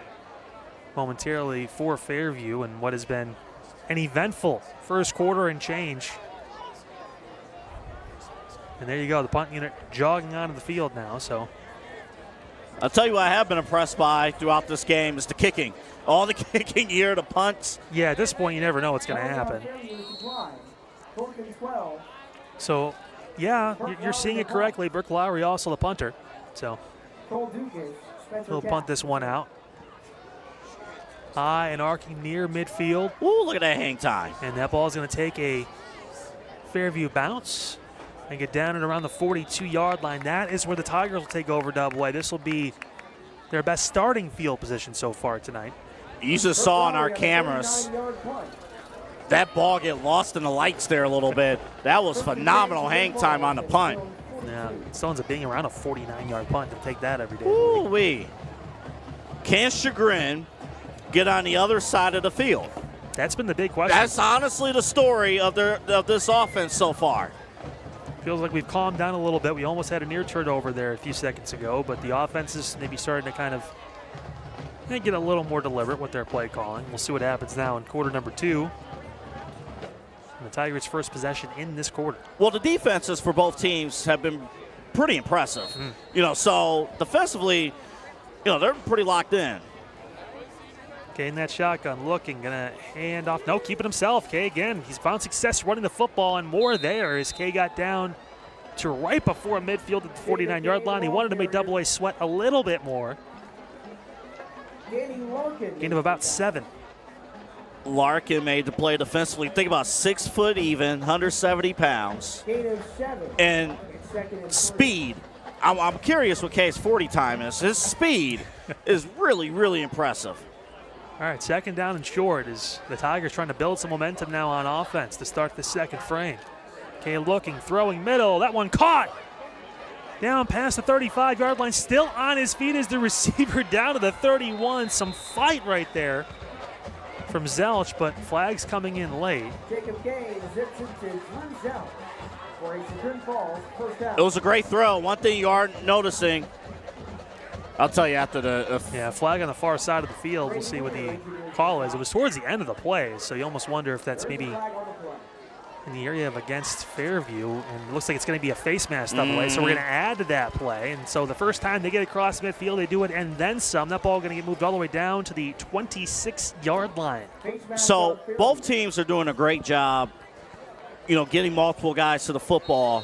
You know, that's why part of the reason why we've been seeing turnovers. Just that go around, got the face mask in there. Obviously, you don't want that. So first down all the way at the 26-yard line of Fairview. Chagrin Falls moving. Awkward handoff on the right side, taken in by Jellin. He cuts back through and stays on his feet, gets down inside the 25 to the 22-yard line.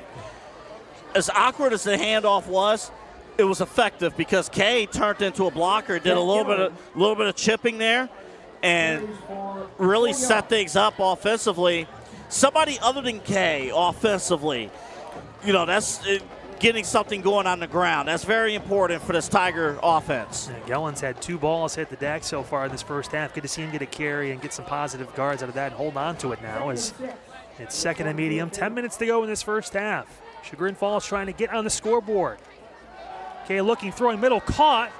Breaking through, bouncing off a tackler into the end zone. A touchdown, Tigers, 22 yards. What a play right there by Drew Zelch to spin off that play and make it count for 6.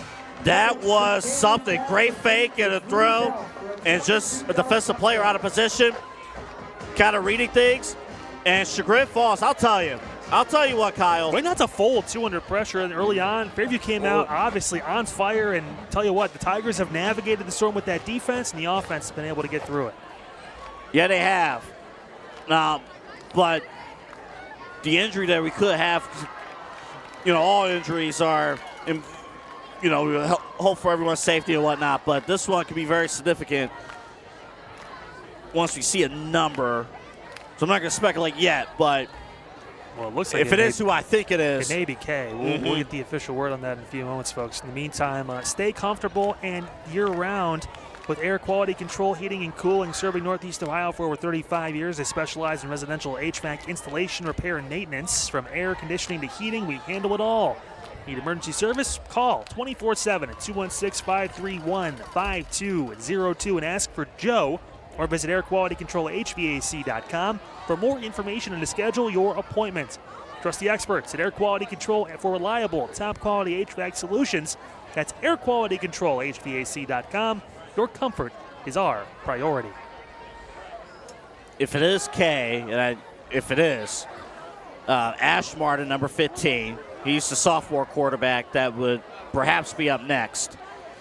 But I'll tell you, all the twists and turns of this game, he made a great throw. He made a great throw. Great pump fake, too. So. You hope for the best there. There's, a couple other quarterbacks on the roster. Tommy Florkowitz, freshman, on the roster as well, but really hoping for the best and trying to see through. Again. In Double A, I believe, from what I saw, Kay is actually standing on the sidelines. So yeah, that's not Jacob Kay. Yeah, it's a lineman. Yes. Either way, you talk about the imperative of staying healthy throughout the season. And we've seen both these teams deal with some injuries. We've seen teams been able to skate through it. Is now players getting helped up, and that's big number 76 for Chagrin Falls. Yeah, Dean Garlick walking off there, and you're right. I mean, you're talking about this late into the season. There are no buys either. I mean, there are no buys. I mean, you're talking about, going all the way through the season, making sure guys are healthy. Well, Garlick is 6'6", 255 as a sophomore. So wow. I said the big wow 76. I wasn't kidding, but he walked off under his own power. It seems like he's going to be okay, so that's good. As the Tigers extra point away, and a flag comes in that flies through and would have been good, but we'll see what the call is. Do we get bonus points for the ball hitting the scoreboard? It's happened twice. Well, they had the net set up and part of it, but you can still clip the sides if you angle your kick enough. And I think that's like arena football rules or something. It bounces off, and if it comes back inside the field of play, take it. Yeah, that's actually pretty amazing. Now, here's the change. This penalty is going to be against Fairview for offsides. Chagrin's, I think, is going to go for 2. Well, they're coming off the field for a second to talk about this, but the entire team came off the field. Don't know if they've called a timeout or no. They're just going to go do a quick huddle and come back out. So, and Kay is coming back on the field too, Double A. So I think you're right. They may go for 2 here. We've seen both kickers be able to line this up and kick it through. Great conditions tonight. And it will be a timeout. There you go. So the Tigers will take that timeout, talk things over, and it gives us a chance again to talk about our presenting sponsor for CVC TV. It's the Ohio Center for Oral, Facial, and Implant Surgery. Doctors Keith Schneider, Don Lewis, and Jill Weber. Their specialties include dental surgery and implants, corrective jaw and facial surgery, and trauma reconstruction. For all of your oral surgery needs, visit the Ohio Center for Oral, Facial, and Implant Surgery website. That's www.ohsurgery.com. And also, Greeny Sports Cards, live every Tuesday night at 7 o'clock on their social media pages with exclusive hobby talk and interviews. You can tune in and interact with them during the show. Search Greeny Sports Cards, that's Greenie Sports Cards, on all social media channels, or find the links on their website, greenysportscards.com. I know the classic thing that you would do would be line up in a power I formation and run it up the gut. Wonder if Chagrin would decide, like, hey, let's spread this out here. And, well, you got a couple extra linemen. Yeah, Kay's found success tonight, Double A, running that football. 6 carries for 47 yards. Obviously threw that touchdown, too. We'll see what they decide to do here. Kay looks, is going to hand off left side, put his head down, and it's getting in for the 2 points is McKee. He finds it. And that's big, 10-8. The score now here on CVC TV, and you talk about points maybe coming in a premium after that hot start from Fairview. That could be huge when it comes to the kicking game later on, Double A. You're 100% right, Kyle. It's very spot on. It took an entire quarter and some change, but when Chagrin was finally able to move offensively, all of a sudden, you have this close of a game. And it was their defense, too, Kyle, that kept Chagrin in this ball game where it could have really went away from them. And Fairview had one drive obviously down before the fumble. They could have possibly went up by 3 scores. The next drive, almost an interception, to get forced into punts. And now you see where the score sits, a 2-point game. 2 teams at 4-2 this season, trying to find their way into the playoffs. Obviously, both 2 Valley Division rivals here in the CVC. Fairview, their inaugural season, coming through in the CVC on this side. And I'll tell you what, the success has been fantastic for the Warriors, but now the offense facing some adversity. They have to respond because the Tigers' defense is clamped down. And we'll see, again, for the Warriors, this is their first close game. And they were hanging in there with Kirtland last week, but go back to their game against Columbia back in week 2. They won that game 20-14. So how will they respond? That's going to be the big question. The big question was responding after a loss. Remember, they had that opening loss to Clearview, and since then they've been fantastic. That one almost taken by Fairview, but they'll let this ball roll through and eventually get picked up at the 10-yard line. Canfield trying to find some room, cuts back upfield near the 20, and a great job by Chagrin Falls. Look down him inside the 20. And that is where Fairview will start. Some physicality down the field over there. Yeah, it is. Yeah, it is. I mean, what's good now is that both these teams, it seems like, well, we know Chagrin has settled down. Has Fairview settled down now? They have not had a couple of clean drives, couple of drives of stalled that you just mentioned a little bit ago. Wonder if they decide on play number 1 to go up top there, see where these safeties line up. If they don't drop back, you got man-to-man opportunities. It's going to be a keeper, and a pitch back outside is taken in and out there by Juju Clark. About a maybe 3-yard gain. So a good read there by Lowry. And we saw that the option's going to be prevalent with this team. And when you have 4, 5, 6 different guys that can make a play on the outside, yeah, why not? And your quarterback can run a little bit too. And Clark has speed too, like the speed that you have there. So a good play, honestly, all around, 3-yard gain. Moving forward, that's always important. Second down throw, it is caught. Harris on the outside, slipping through near the 30, and that's right near the first down marker. Actually, I'm sure that's Beto with the catch. And Curtis made the tackle. And this is a great job here, Kyle. Like now, hey, let's get some high percentage completions, high percentage plays, build some confidence now.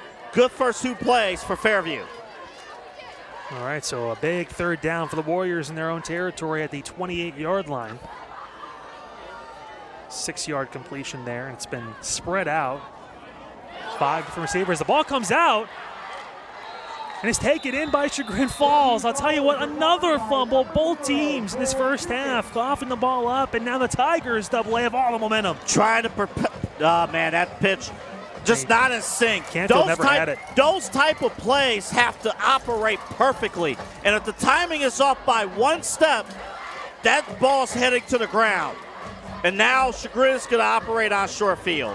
And on 3rd and short, a pitch to the outside, an interesting play. Not going up the middle, not trying to just grind out a yard or 2 and get a new set of downs. But the crazy thing was, if there was a line and step, that play, there was some open opportunity here. There's a defender right in his face, too, though. He had to try and get to that tackle. We know Canfield's got some speed, but that'd be a big ask, Double, to try and get around that edge. And especially on a short down play when you're expecting a play up the middle, as now Kay and company have a chance to try and take the lead on this drive. Looking middle, receiver, throw, caught, touchdown! 1 play, 23 yards, and another passing touchdown for Jacob Kay. His route running is impressive. What he was able to do, really slip through there and find the open spot. Great throw again. And somehow, some way, this Tigers football team has the lead here early in the second quarter. Well, if you would have talked to us about, 20 minutes ago, AA, this would have been all Fairview. But now Chagrin Falls has found their footing on offense and defense. And look at this, an extra point away from making it a 5-point game. Impressive rebound for the Tigers after being down 10-0 early. 15 unanswered points. Chagrin leads Fairview 15-10 right here on CVC TV. Now, if you're looking to sell your home, let Woodlake Realty help you make the move and save big while you're at it. Right now, for a limited time, mention this ad and get your house listed for only 1.5%. It's one of the lowest rates in the market today. That's expert service, full exposure, and more money in your pocket. Don't wait. Call Wood Lake Realty today and let them make selling your home a breeze. Remember, just mention this ad for a special 1.5% listing offer. That's Wood Lake Realty, where your move matters. You can find out more information at their website, www.woodlakere.com. So, hey, we got a football game, and now it's up to, right now Fairview and the coaching staff, they're telling their guys, hey, be positive. Continue to be positive mindset here. You're in it. This is a football game. You're in it. It was just one mistake. It happens. But we mentioned early in the second quarter, it's only a 5-point game. Well, again, 65 degrees, clear skies, light breeze tonight, AA. I mean, not bad conditions by any means. We saw, obviously, the rain going sideways at Perry earlier in the season. We've seen some tough conditions, but for the ball to come out tonight so much, we're talking about 4 fumbles in the game, 2 for each team. That one taken. Great job right there by Woodworth. He cuts back up the left side and gets out of bounds near the 40-yard line. So great job by the junior homecoming court member. And they're going to have pretty good field position here, Kyle. I mean, again, it's just mastering the timing. Both of the coaches, when we talked to them during the pregame show today, they mentioned, it's not about putting in new plays now. It's about perfecting the ones that you installed, during camp. And this Chagrin defense, like we talked about before, known now for trying to keep the lid on the offense. No big plays. Can Fairview find a way to make some? Hand off middle and just nowhere to go. Defense is swarming. Yeah, the Tigers right now have all the momentum double way. It's a solid way to plug up the middle. That was a point of emphasis there. Yeah, nowhere for Marcus Clark to go on that carry. So 2nd and long. Lowry looking to pass, throwing middle. That one, tough pass, almost behind the helmet of the defender right there. That was a tough throw. Great job by Kramer. Canfield has been targeted early and often, and that was a tough window to throw the football, AA. And here we go. Oh, boy. Putting the receiver a little bit at risk there. That's tough. Yeah, kind of came back over the middle, did Canfield, and Kramer just met him, and the ball was actually behind Kramer's helmet. It looked like Canfield trying to pin it back there, but that's a tough catch. True. There's nothing you could do there. Lucky as a receiver. I fell to the ground at that point, too. Now, here we go. Lowry going to dump it off on a screen. It is caught. Breaking through. Look, Clark trying to lower his shoulder, get down to the 45-yard line. So 4th down coming. Great job by the defense there. I love the play call offensively. I love the play calls. Great execution defensively. But get high percentage plays. Chagrin's, they're creating that pressure hard there, so get the screenplay. Well, 6 different receivers so far for Fairview to catch a ball as Clark got about halfway there, and I think they're going to keep the offense on the field. Now, remember, Lowry does punt the ball, too, so you never know. I mean, he could just run around, and if nothing's there, kick it away. And got him. Lowry got encroachment on the defense there, so that's going to move 5 more yards in the direction for Fairview, and that's right near the 1st down marker, and I think they're going to get a AA. There you go. That's huge. There you go. Positive mindset of your Fairview. Stay disciplined. And that's the credit of this coaching staff, too, for Fairview. Being locked in there, and now new set of downs. So Burke Lowry trying to get a drive and get back on the scoreboard. It's been a minute since Fairview has found success on offense. Lowry looking. There's a flag on the play in the area of holding. He's got a receiver wide open. He's going to catch it and jog into the end zone, but that's in the area of holding. We'll see what the call is. Celebrate anyway while it still counts. And Canfield had it for a 50-yard touchdown, but flag near the original line of scrimmage, and that usually means there's a hold as the player's down. For Chagrin Falls on the play. Referee's going to discuss this. Homecoming night here in James B. Daly Stadium, Fairview, Ohio. Warriors thought maybe they were going to get back up, and this is a long discussion here, Kyle. I mean, if well, I'll tell you what, Lowry's walking up like he's going to, the play's going to stand. I don't know what he's. But that's what I'm saying. Like, this is discussion. I think we'll see. We'll see. Because it might be it's a conversation for sure. Yeah, Jack Medhurst was the player down on the play for Chagrin. He's able to get up and walk off under his own power. That's great news. Very good, obviously. One of the players, an impact player on this defense. Plays some offense, too. One of the starting receivers. I mean, this is a full conference right now. I had parent-teacher conference with my son last night. He was 7, but this is a different kind of conference over at midfield, near midfield. How did that go, by the way? Not bad. Okay, good. It's different nowadays. I'll tell you what. Good. I remember being in conferences when I go with my parents every once in a while, and it was like a full breakdown. We were there for like 5 minutes. Oh, good, good. Which I guess could be a good thing. Yeah. But I'll just, again, having a conversation, asking what everyone's doing for the weekend. Speaking of which, check out ChagrinValleyConference.com, of course. One flag. How hard is it? Very. We'll see what the official call is, too. Double A, you're right to plug, obviously, Players of the Week across all sports. There was a face mask, I want to say, by Fairview. Legal hands to the face, maybe? Is this going to be an offsetting penalty, though? If it's offsetting, we'll just replay the down.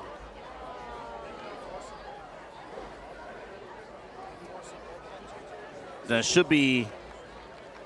Well, I'm not sure which one. Okay. It should be offsetting. If it's offsetting, then we'll play it again.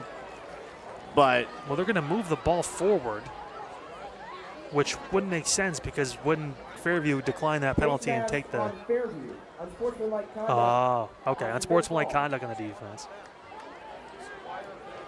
So with normally that this would be an offsetting penalty, and it should just be a replay of the down, I thought. But would one overseed? I don't know if a face mask or unsportsmanlike would overseed each other. Well, now we know why the rule book is being thrown out here at this point. We're trying to figure things more, and there we go. The ball moving back. Okay. It's a very emotional football game, guys. I don't even really know why it's being put there, to be honest with you, too. And now the ball getting moved back again for the line of scrimmage. That makes the most sense because you're offsetting both penalties. Yeah, that's what it should be. That makes sense. So there you go. So this, hey, it took a while. We had to run the full lap around the track, but we got to the conclusion, which is still a first down. The play did not happen. Let's just forget that last play ever happened. The time to run up the clock, but we'll make an excuse later for it. We'll plug the website again after this play. Pitch to the outside.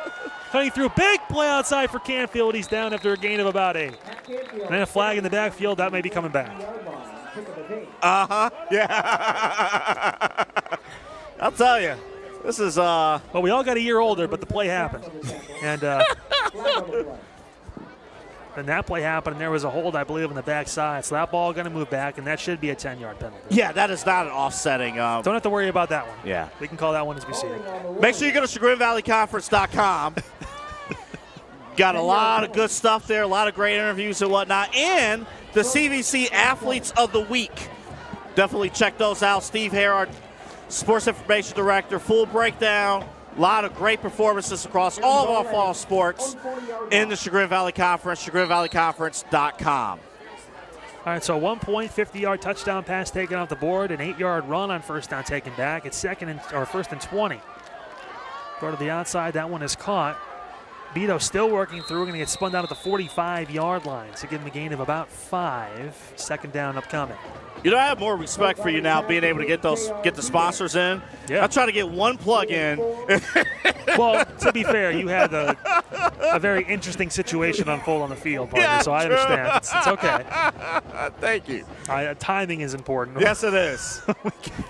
And when that plug is said and then what's said around that. I prefer when the team's on the sidelines. I know no one's going to interrupt. Second and long. Lowry looking, taking another shot right side. He's got a receiver over the shoulder. It's caught. Flag comes in late. That should be, I think, against Chagrin Falls. We'll see in the area of pass interference, but against who?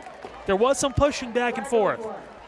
And it should be. They're going to say it's against Fairview, offensive. Oh, boy. Wow, that's a huge penalty. And I'll tell you what, the flags have been flying all game long, and another big one against the Warriors here on homecoming night. Listen, I mean, if it was earlier in the season, maybe some of these penalties, would be going away. But here deep, week 7, everything's getting called. Yeah, pushing and shoving from both players. Honestly, you probably could have called it against either one at that point, but the momentum has been with Chagrin, and it kind of feels like when it's going against you in Fairview, it kind of stays that way until you make a big play. Kyle, I don't know who has the momentum right now. I don't think anybody has the momentum right now because the multiple penalties and whatnot, I don't know. But, hey, somehow, some way defensively, it's second and 16, or second and 31, excuse me. Second and a mile and a half. You know. And Chagrin's defense has really locked it down after giving up those 10 first quarter points, AA. They've been on it. Second and 30, 31 yards here, give or take. Lowry again.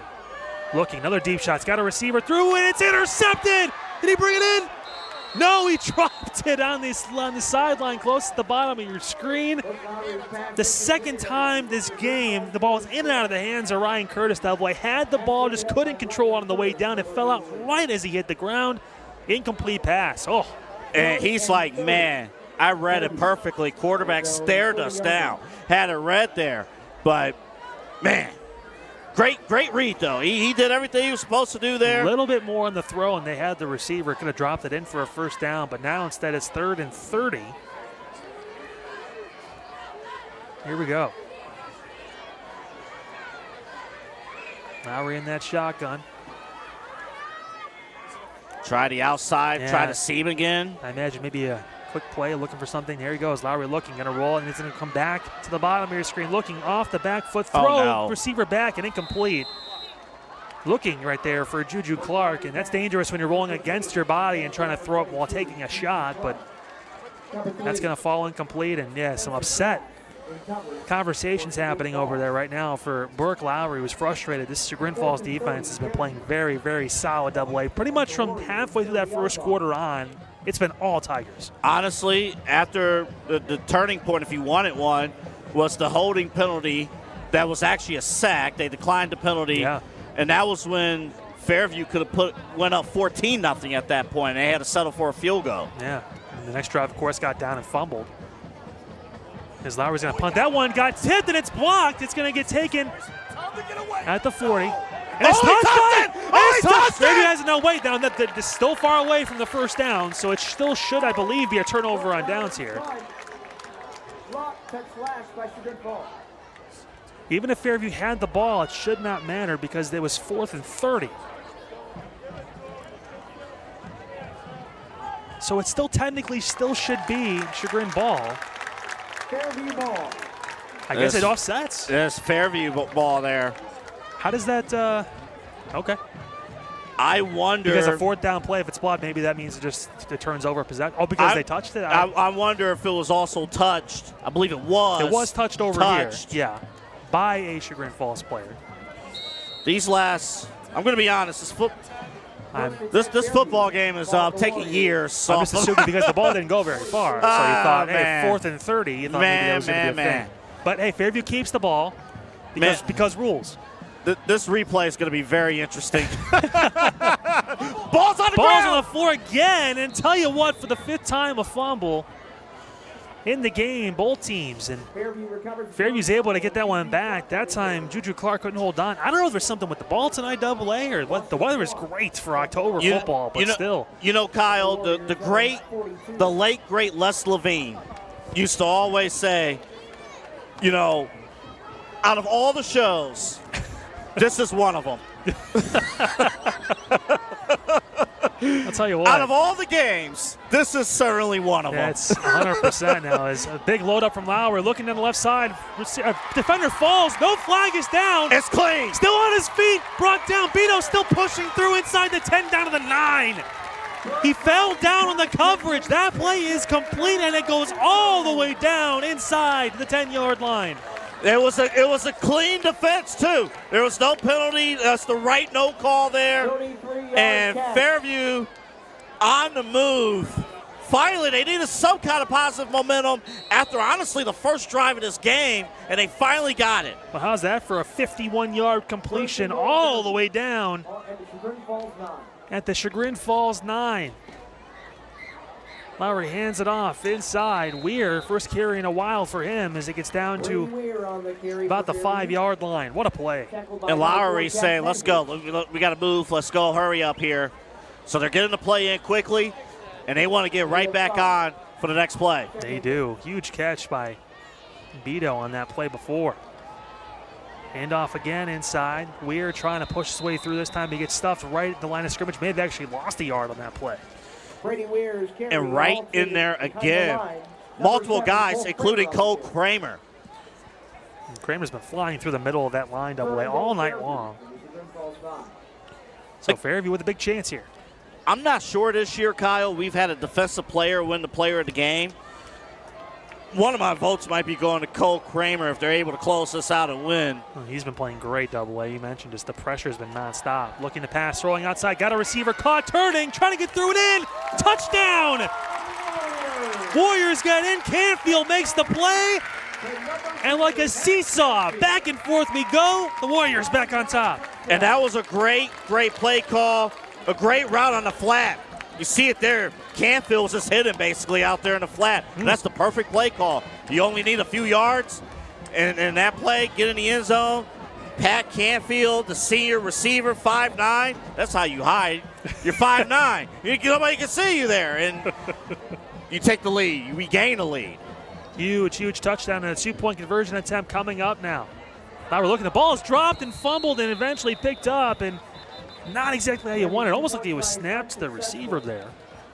Miscommunication there. It's just a snap. Yeah, just try to fall on it there, and that's going to fall dead. And that is where the score will stay. 16-15, 4:03 to go in this first half. An exciting, entertaining first half here on ChagrinValleyConference.com. Fairview leading by 1 at Double A. What has been a fantastic game for us here tonight. We've been blessed over the past couple of weeks to have some really good football games, and this no exception. Yeah, it has, and this has taken all the twists and turns that honestly is more fitting of high school kids every single day. You know, I mean, man, you know, you can be a great math student, but then still struggle on Tuesday for some reason. I mean, this is how this game has turned out. I'll tell you, excellent response, that throw downfield by this Fairview offense, which was buried, Kyle. I mean, this easily could have gone Chagrin's way, but Fairview hung in there and got the score. Well, there was no guarantee that ball was going to get caught either. Lucky the defender fell because it would have been a jump ball at that point, but a great job by, again, J.R. Beto to stay with that play and make the catch. Obviously, Lowry's going to throw it up for him, and still after the play, too, he could have been down at the 20, but the fight to get inside the 10-yard line, that really set the offense up for success, and obviously Fairview finishing the job and getting in for their second touchdown of the evening. And remember, the play before, or one of the previous plays, you almost had an interception. Yeah. So the interceptions dropped, and then not even a play later or two, you had the big response. Well, the punt was blocked, and eventually it was touched by Chagrin Falls, so it was taken by Fairview. And it led to a whole list of problems, and falling to the deck right there is Kramer again, straight down. That's a smart play to do. You know, that's smart. We've seen the speed, though, with Kramer. I don't know if you don't let him return that. He plays fullback, too. He's got the ability to, get some yardage. But we have seen all year long, in almost every game we've covered this year, that the kickoffs, every game we've covered, the kickoffs, you're not seeing guys drive the ball down to the 10-yard line anymore. You're seeing the upbacks get the ball, and it's almost better to just fall down instead of taking the risk. Well, especially tonight, too. We've seen 5 fumbles in this game from both teams. Kind of reminiscent of last week, too, where we saw the ball hit the deck a few times. But nevertheless, it's a chance now for Chagrin Falls to answer. A little over 4 minutes to go in the first half. Can the Tigers respond? It's been back and forth here in Fairview. Okay, in the shotgun. Again, that different style handoff on the left side, breaking through and getting down after maybe a gain of 2 on the outside. There was, again, Gallen, who just had nowhere to go. And credit to this defense for multiple guys, containment there on the outside. Everyone's sliding, with Chagrin's offense there. So great job defensively. Let's see Fairview's defense now. We saw, obviously, after Chagrin started putting some points, their defense stepped up. And Fairview do the same with the Chagrin offense, which has been able to find some rhythm. And the guy to watch is number 8 for Chagrin. He's had a few of those slants. A couple big touchdowns. He's breaking out. Kay looking. He's eventually going to throw, and it's going to fall incomplete. He got outside of the pocket and was able to get that ball incomplete. Number 22, Juju Clark on the press. Yeah, Juju Clark was there. And when Clark puts his eyes on you, that speed, it's tough to get through with it. So now it's going to be 3rd down and long on the way for the Tigers. Yeah, Clark making impact plays. Of course, on both sides of the ball, he's been making impact plays. But I love what I see from him defensively. His speed, his ability to identify, where the ball's going and get right after it. I'll tell you what, you talked about the receiver, number 8. It's been a great night for Drew Zelich. He's got both touchdowns. He's got every single reception that Jacob Kay has been able to complete. And it's been over the middle, Kyle. It has. Kay looking. He's been successful running the ball, too. Looking, throwing deep and over the head and out of bounds. Was in the direction of, again, the receiver there. That was Zelich, but could not find him. And 4th down on the way. Great job by Fairview's defense. They score on the offensive end. The defense responds to and gets a big stop. And that's momentum, and that's the power of positive thinking and just locking in. I will tell you, one of the assistant coaches for Chagrin has great hands because he made a great catch on the outside. That didn't count. But again, defensively, they did a great job, and that's what Fairview needed, a 3-and-out, lock in defensively, and they're going to get the football back. So the ball going to get punted away again by Chagrin Falls. Last time they boomed one. This one, check up a little short. Good bounce, though, for the Tigers, and it's going to keep bouncing Get away back from through. it. Yeah, Canfield is letting that ball roll through and using some air, maybe a magic spell. It is October. Some more. Ball gets down to about the 12-yard line. That's where Fairview and the offense will take back over with 3 minutes to go in this first half, and a chance to put some more distance between the two teams here for the Fairview offense. That drive took exactly 1 minute on the nose, from first down all the way to the completion of the punt. So now Fairview did their job defensively. Now offensively, they can create some distance on the scoreboard if they have another successful drive. But Chagrin was successful too defensively, but got a couple broken plays. Fairview was able to go down the field. It's been a great game so far for the quarterback, Burke Lowry, 12 of 20, 111 yards, and that touchdown on the last drive to put his team back up. Howarth in motion. There's a false start that's going to come down. The ball going to move backwards again for Fairview. And again, it's just self-inflicted mistakes. That's what they're going to talk about at halftime. Like, hey, talent-wise and, execution, that kind of thing. We're doing the right things, but we're making self-inflicted mistakes throughout this first half. Got to clean that up. So 1st and 15 at their own 7. It's a little choppy when you're backed up this far. Woodworth again in motion, same play. It's a fake to him. Looking in the flat, he's got a receiver throwing that is checked down and is caught. Weir has it out of bounds at the 11, so gain of 4. Burke Lowry swings it out to Brady Weir, number 3. Great play on the outside. Of course, you got a lot of traffic going on in the backfield, but get a safe play with that out route. Defenders drop it back. Just spreading the ball at evenly, too, AA. No receiver has more than 3 catches tonight, but there has been 13 completions. There you go. From Burke Lowry. So, again, spreading the ball through, everyone getting some touches, making some plays. 2nd and 11 on their own 11. Lowry looking to pass. Right side, a bullet through the hands, and incomplete. Intended receiver was Woodworth Burke Lowry's pass intended in the flat, and number 5, the junior homecoming court member just could not bring that in. It was a bullet. Yeah, that ball's coming in hot. That ball's coming in hot there. And like you to the concession stand at halftime, it was definitely coming in hot. Ooh, man. Just saw me in pregame.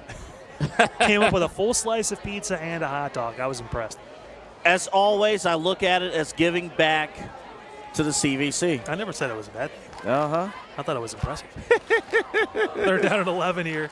Lowry looking at a wide open receiver. It's caught. It's again Juju who makes a man miss, breaking down the sideline and goes out of bounds. Great job by Juju Clark on the outside with the catch, and it's a first down for the Warriors.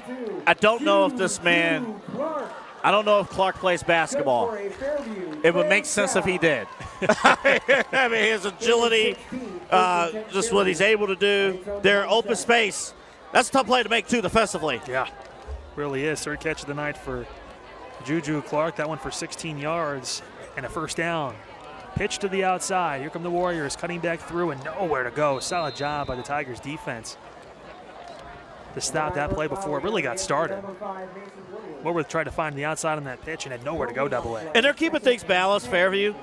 offensively, keeping things balanced. I think they're finding something, though, in the deep passing threat. Obviously, you can't run it every play. Right. But I think they're finding something here because there's been a few long conversions on the passing attack. Jared Beto at the bottom of our screen had that 51-yard catch before. This time looking to the right side. Throw. That one's caught. Juju Clark again gets down to the 40-yard line for another first down, 13 yards. And an efficient play call, an efficient look there. And you're seeing Lowry going through a couple of different of progressions, too. Yeah, Clark's now got 4 catches for 45 yards. And I think Chagrin Falls, the defense, going to take a timeout with just over 2 minutes to go in the ball game. 16-15, the Fairview Warriors on top of the Chagrin Falls Tigers here on CVC TV. Well, if you're looking to buy, sell, trade, or repair your ATVs and equipment, look no further than Hobby Motorsports and Equipment. They offer top deals and expert repairs for all your motorsport needs. Whether you're upgrading or need a quick fix, their team's got you covered. You can visit them on Facebook. Just search Hobby Motorsports and Equipment, or go to their location at 7935 Euclid Chardon Road over in Kirtland. Hobby Motorsports and Equipment, your trusted source for all things ATV and equipment. Of course, coming into this game, both teams in the CVC Valley Division. Big, you talked about it in the pregame. This is a wide open. This is a solid division. So Chagrin Falls, Bookshire, and Kirtland, they come in 1-0. Crestwood, Cardinal, Fairview, 0-1 starting conference play. So big game as far as who's going to win the league championship as well. Mark Lowry and company still driving down the field for Fairview. First down. Lowry looking. He's under pressure, and he is going to be caught, and he's brought down. Great job by the defense there. A couple of different people in. And Dukas was back there. Yeah, Dukas back there as well. As Dean Garlick, 6'6", 255, says, yes, I can get to you back there. Yeah, that's good. Also, Garlick's been in the game back, for a little while. He had the injury earlier. Great to see him back make impact plays. There you go. Gets half a sack there. Second down and 21. Lowry looking, taking a shot. He's got Juju down the field. It's a tip ball and incomplete. Great coverage on the side there. Great job right there on the defensive end. So that was Jack Medhurst. We talk about how important he is on the defensive end. He actually was hurt in that first quarter, but shaking that off and knocking that ball down, because I'll tell you what, Juju Clark's been the hot man on the receiving core, and a great job by Medhurst to knock that ball down. Yeah, great defense there, for him, and Chagrin locking in there. But this is, even though it started 21, it's still not safe, for this defense. Fairview converting long. Octane handoff on the inside, good take through, and handful of yards taken by Canfield. He gets down to about the 34-yard line. He'll get 6. But you know what, though? I'm not upset at all by that play call, because now you're playing the clock. You got the timeout situation, too. So Chagrin, I think, opted to maybe save that timeout. They have blocked the punt before. And Chagrin is out of timeouts. They have no timeouts. That's right, exactly. So you let that clock roll down. You probably call timeout on your own if you're Fairview. And then you punt it away and just trust your defense to get a stop, or that maybe Chagrin will just take a knee and go into halftime. We'll see what. And again, you're leading, right? You're Fairview. You're leading, so you play it this way. No reason to do anything super crazy. 32 seconds to go in the half. On fourth down, punt will be incoming for the Warriors. The way this game played out, did you envision at all that this was going to be a 16-15 ball game? I think we were, listen, that first quarter, Fairview came out, 10 unanswered points to start the game, really early on, back-to-back drives to start the game with a touchdown and a field goal, and you're thinking, okay, this is the offense we talked about. Can Chagrin Falls really respond? Then 15 unanswered points for the Tigers all the way through, midway through this second quarter, put them up by 5 points, and you're thinking, okay, now all momentum is with that defense, and Chagrin Falls are starting to step up, and then obviously Fairview, one big play, a 51-yard completion, again, from Burke Lowry to J.R. Beto, and it puts us a few plays later at where we are now, a 1-point lead back for the Warriors. I mean, I said seesaw earlier, double A. I feel like it's a great analogy. We're just going back and forth. It might be who gets the last possession in the fourth quarter, possibly. Who knows how this game's going to go. I'm very curious what the halftime adjustments are going to be And the flag on a false start, so more laundry on the field. Both coaching staffs will talk about the penalties. I just thought, wow, the punter had a great arm, but I remembered that Lowry is the punter, so threw a spiral about 15 yards down the field right to the right. True. That's true. I was like, oh, yeah, okay. But I'll tell you what, though, 31 seconds here. You get some decent field position, right? You got two guys back there. Got an opportunity. They're going to try and block, too. It's a solid punt. Fair catch. Taking the ball. Is on the floor again. Was it recovered by Fairview? It was. The Warriors have it. At the 41-yard line. We talk too soon about everything in this sport. I'll tell you what, Double A. What a play by the Warriors. Again, lost in the lights. Ball gets muffed down at the 41, 42-yard line. And, yeah, Fairview's got it back with a chance. Kyle, I'm going to hand my notes to these fans here. Yeah, that's probably for the best. I'm going to hand my notes. I have nothing left here. Oh, my goodness. But, hey, that's what – I don't even know if you needed to call a fair catch in that situation there. You got all that traffic there. Just let that ball drop. Just let it go. Yeah. But heads-up play by Fairview. They recognize the situation. They hustle down the field, and a new set of downs. Now is there magic in the arm of Burke Lowry? I imagine he's going to get the chance to throw here. Looking, taking a shot, right side, up, caught, was it? Was he in bounds? He was! Amazing. What a catch on the outside. Savion Harris with a huge play down the right sideline. Amazing route. A great ball that was thrown his way. A highest point to the football, too. Harris reached up to make that catch.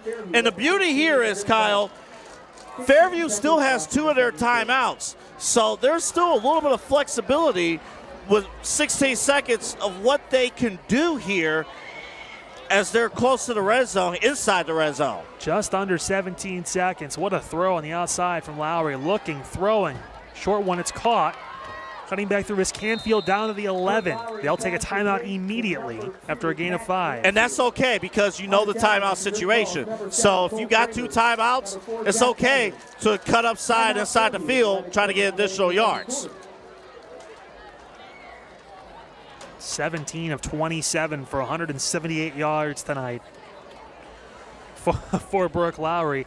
I made a joke before the game, Double A on the field. Hey, maybe we'll see him throw the ball 30 times tonight. Well, he may get that in the half. Man, my goodness. Who says special teams? From the first play of the game with the kickoff that hit off the player up front to now the punt where Chagrin, they would have got this ball back with 25 seconds. They would have got the ball back, probably going to halftime. But Fairview could double up here. The way they went for that fair catch, Double A, was trying to not let the ball bounce back further. They would have got the ball like around the maybe 42, 43-yard line. Their own 42, 43. Yeah, you never know. The offense can make some plays really quick, and you have an opportunity, maybe even just take a shot down the field. But Lowry, his punting ability, he has had high hang time. Our cameras have been all night long. Yeah. Still one more timeout for Fairview. They can take another short play here and try to get a little bit closer. Lowry looking. He's going to go to the outside, throwing back at the end zone. Was it caught? It was! Touchdown! What a throw to the back corner. Savion Harris. Unbelievable play. One of the more impressive balls and catches you will see all season. Wow. His ability to turn around, the quarterback put the ball at the perfect spot. At the perfect spot that ball was placed. And after that after the situation with the punt, Fairview somehow getting points. Up 22. But missed the extra point. So a traditional score, 22-15. Wide left on the kick. Fairview with some fireworks tonight here on homecoming night. Under 4 seconds to go. They hold a 22-15 lead here on CVC TV. Speechless, Double A. What a great placement of the ball. What a catch by Harris. The back right pylon, getting those feet in. That was good in the NFL. That was good in college. It was good everywhere. What a catch and a huge touchdown. I'll tell you what, this has been very much an imperfect football game. But so what? I mean, this is how both these teams have playoff aspirations. They both want to get there. This is what happens when you play in week 11, week 12. You're getting that experience right now. And we're going to see, the half's not over, though. No, it's not. So we say at this point, yeah, there's still 4 seconds. You never know what could happen. Over. I don't even There's know. still one more play, maybe 2 plays that could happen here. So no penalties, no. Stop saying things. You're going to start jinxing. Anything else that could happen, it shouldn't. If something else happens, somebody in this crowd will get my binder. I mean, oh my goodness. Kyle Flarkus is going to kick this ball away. It's a low arcing kick. It's tipped by Chagrin Falls. Taken. There's going to be a return. At the 15, the Tigers eventually going to get brought down. Wow. Not much place to go right there. Ash Martin, the backup quarterback, tried to make a play, but that is how we go into halftime. The score 22-15. The Fairview Warriors, homecoming night, they have the 7-point lead over the visiting Tigers here on CVC TV. The matchup between 2 teams in the Valley Division. What a first half, folks. We're going to break and let the bands take over, of course. After that, we'll recap the first half and get your second half action right here from James B. Daly Stadium in beautiful Fairview Park, Ohio. Back shortly.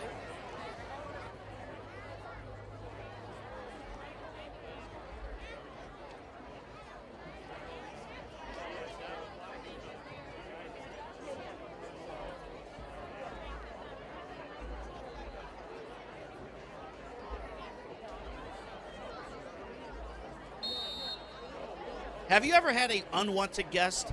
No, not your ex, not your neighbor. I'm talking about an animal that belongs outside that you find inside your home. Well, guess what? Alpha Animal Removal will take care of all of that for you. From trapping and removal to animal damage repair to prevention screening and more.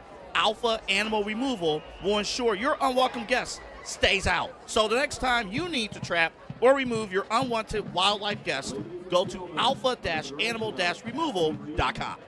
They score! Think you have what it takes to be a sports broadcaster if you have a passion for sports.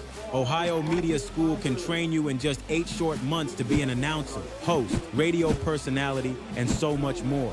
Get paid to talk sports, flexible class schedule, hands-on training and financial aid for those who qualify. Start your career now by visiting us online at beonair.com or call 3-112-884-8000.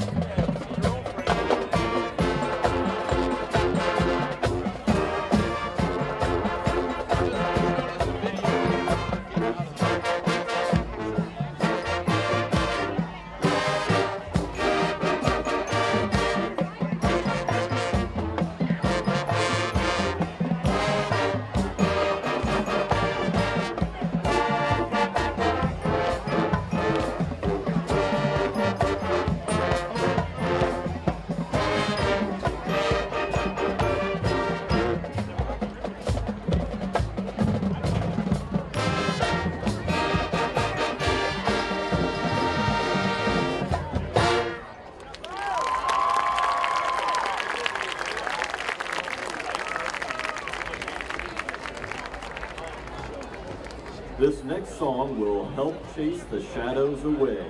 Gimme, gimme, gimme, our next ABBA hit.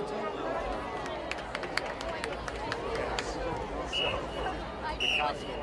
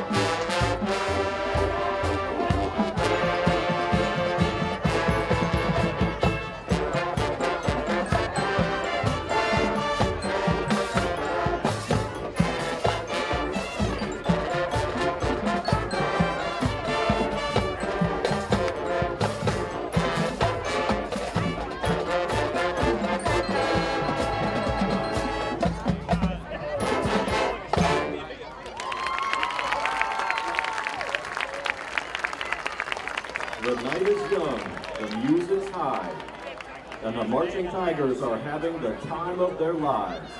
For our final number, we are digging the Dancing Queen.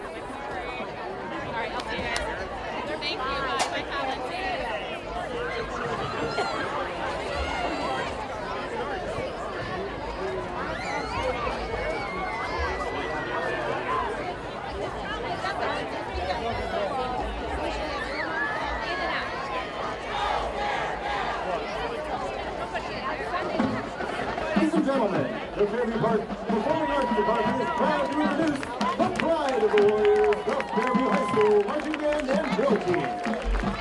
With the calendar turning to the month of October, it's time to show our support for the millions of women and men who have been diagnosed with breast cancer. We thought it would be fitting to use a collection of songs from the artist best known as Pink. We open with her pop ballad featuring Nate Russ from the band Fun. Here is Just Give Me a Reason.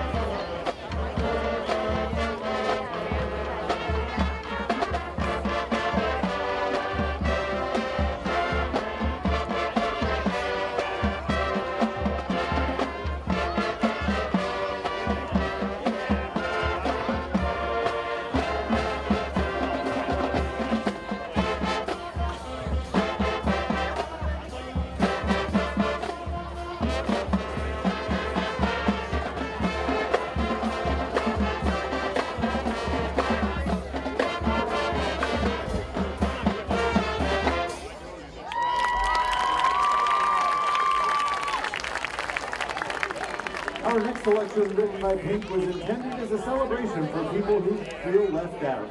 We're definitely not going to leave our drill team out of there. Here they are dancing to the hit song, Raise Your Glass.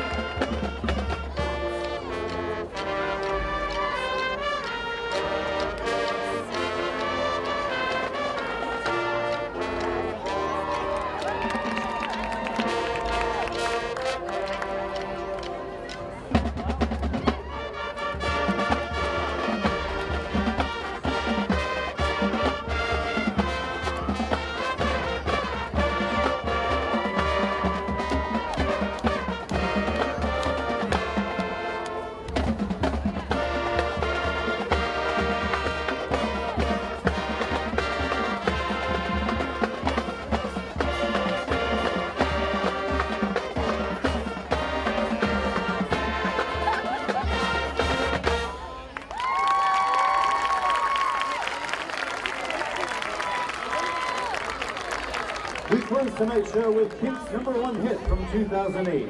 This energetic and confident song is the perfect way to end our evening. Sit back and enjoy our version of So What?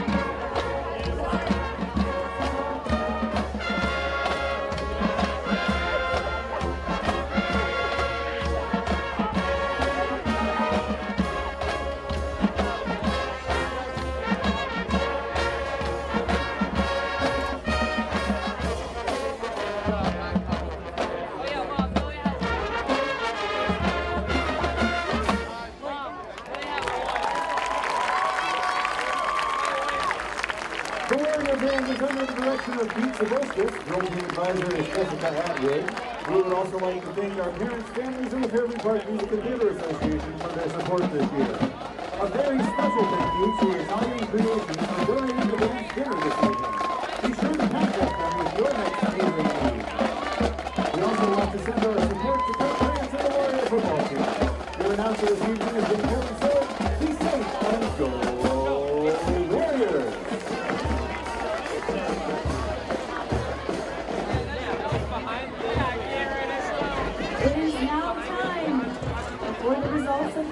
building contest.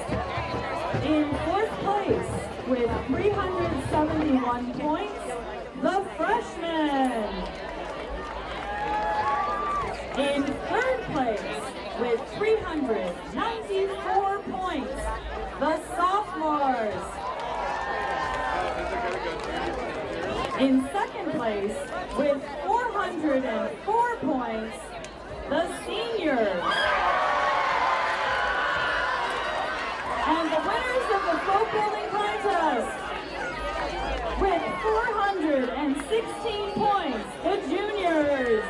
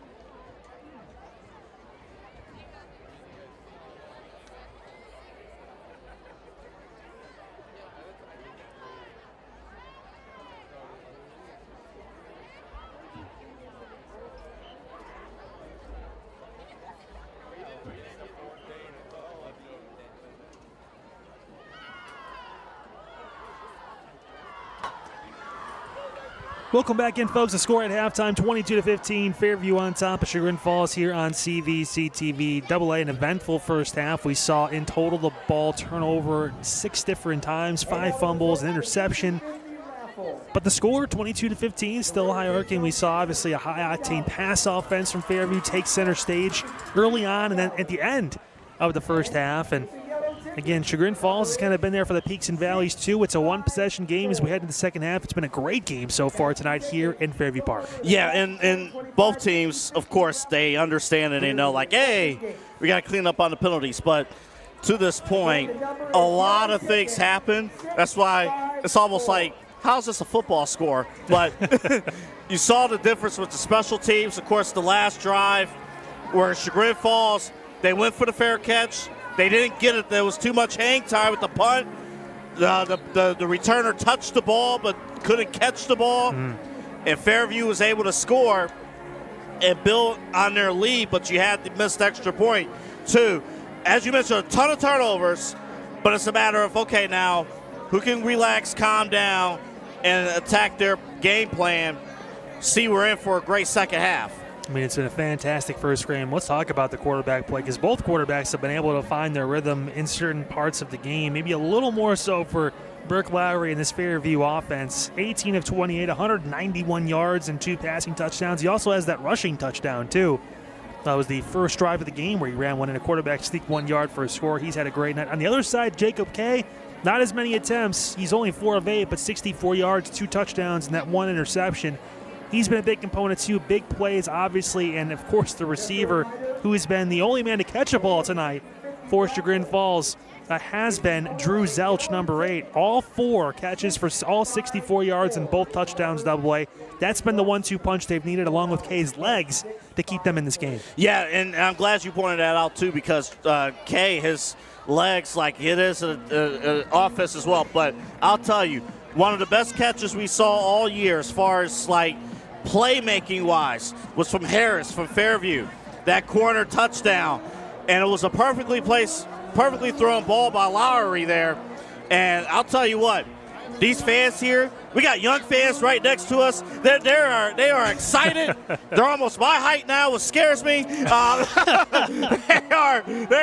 locked in and ready to go for the second half. Just a handful of seconds away from third quarter action as AA gets out the measuring tape. But nevertheless, I mean, I'm putting it away. keep the yardstick in the trailer down yes, there. Don't bring it up here. Please, don't bring it next week.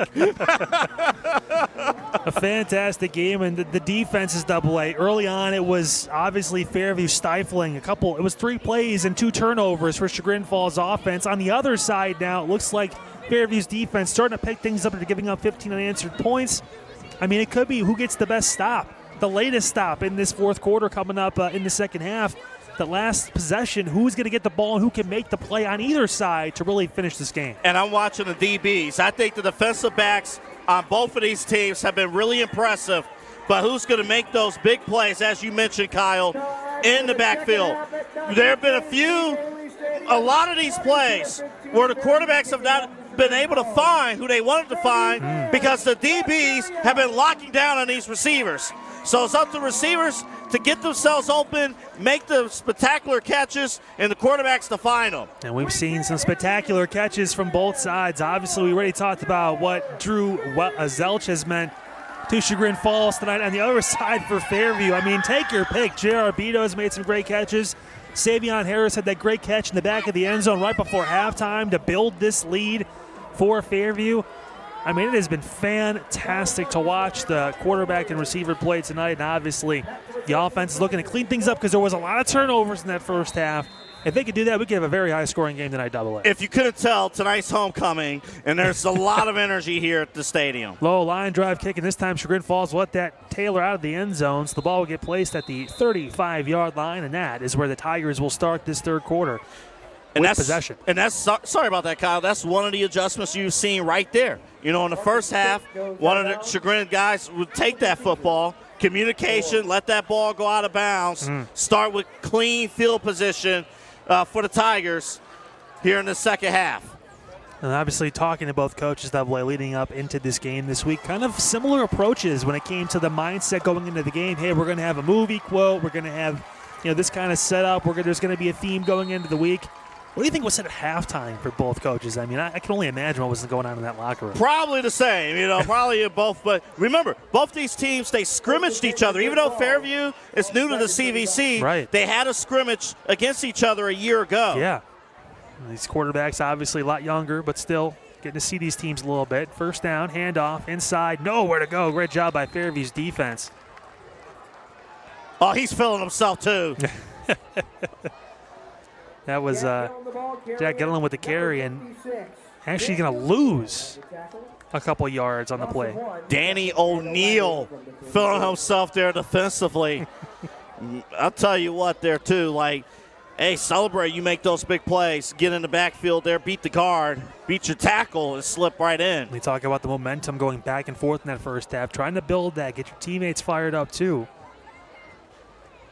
See if they can respond. Kay in the shotgun. Long delayed handoff. He keeps it. Kay works through the read and gets down after a gain of about maybe 3 to 4 yards. It's our first time watching Chagrin Falls in person. Boy, sometimes you worry that ball hangs in there too long and it's going to hit the turf. Whew, it didn't. That's probably what the fans are thinking right now. Some uneasy times. We saw the ball hit the deck 5 times in that first half, AA. Now 3rd and long, coming up on their own 37-yard line. Kay in that shotgun, get a pass. Looking, going to keep it himself. Go left side, he'll tuck it and run. Kay turns the corner, gets to the first down, and he's right at the line. He could turn on the Jets, Kyle. He could turn on the Jets, and he got just enough for the first. He needed 7, he got 7. Jacob Kay, 8 carries for 59 yards tonight, AA. It has been a success when he's had the ball and been able to tuck it and run. And that's the threat against this Fairview defense. They're pressuring up the gut here, but they're leaving paths off tackles, and Jacob Kay is taking full advantage. Still very much a ball game here in the third quarter. 22-15 Fairview on top. The Tigers trying to respond. And Zelch getting the handoff on the end around and just nowhere to go, just trying to get the playmaker the ball. Is that Clark that got in there? Clark in there? Tell you what, I mean, Juju Clark, you talk about players being all over the field, too. The speed. Had the interception in that first quarter. Has made some plays receiving the ball, running, too, just all over the place. And you notice, too, a little bit, the DBs in that play call was dropping in a little bit. They're reading something. Again, adjustments from halftime. They're reading when Chagrin is trying to run the football a little bit on the perimeter. Until Tigers trying to be a little more careful with the ball here on offense. Kay going to keep it. Breakthrough looking for a receiver, and he may tuck it and run. Kay turns the corner, breaks in past the midfield marker, and goes out of bounds right near the 50-yard line. So you'll take that. I'll tell you what, once again, though, the DBs in there, here near side, Rios, number 4, he dropped back in the coverage. So he wasn't pressing, he dropped back. It worked against this offense. Nowhere to go for Kay, and he had to take off. You mentioned the strong safety play in the first half, AA. We were seeing that. And of course, there was one big play that came over the top. But other than that, it's been everything pretty much underneath, and then the skill guys making some big moves in the short and medium routes department here. Is third and medium coming up at midfield. Kay looking to pass left side, thought about the pass. He's going to keep it himself. Kay going to stutter step through. He's got room. Jacob Kay breaks through past the 30. He turns on the Jets, past the 20 and pushed out of bounds at the 15-yard line. 35 yards for Jacob Kay. It's not often you say this. The quarterback might be the fastest guy on the team offensively. Well, AA, 10th carry of the night for Kay. He just eclipsed 100 yards on the ground. And we talked about Fairview struggles with someone like Jake Laverty, who loves to run the football. Of course, we know the score last week, 65-16. Laverty was able just to keep piling it on before he got injured, unfortunately. But now we're seeing Jacob Kay have similar success. I am glad you brought that up because you're seeing almost the same story play out here.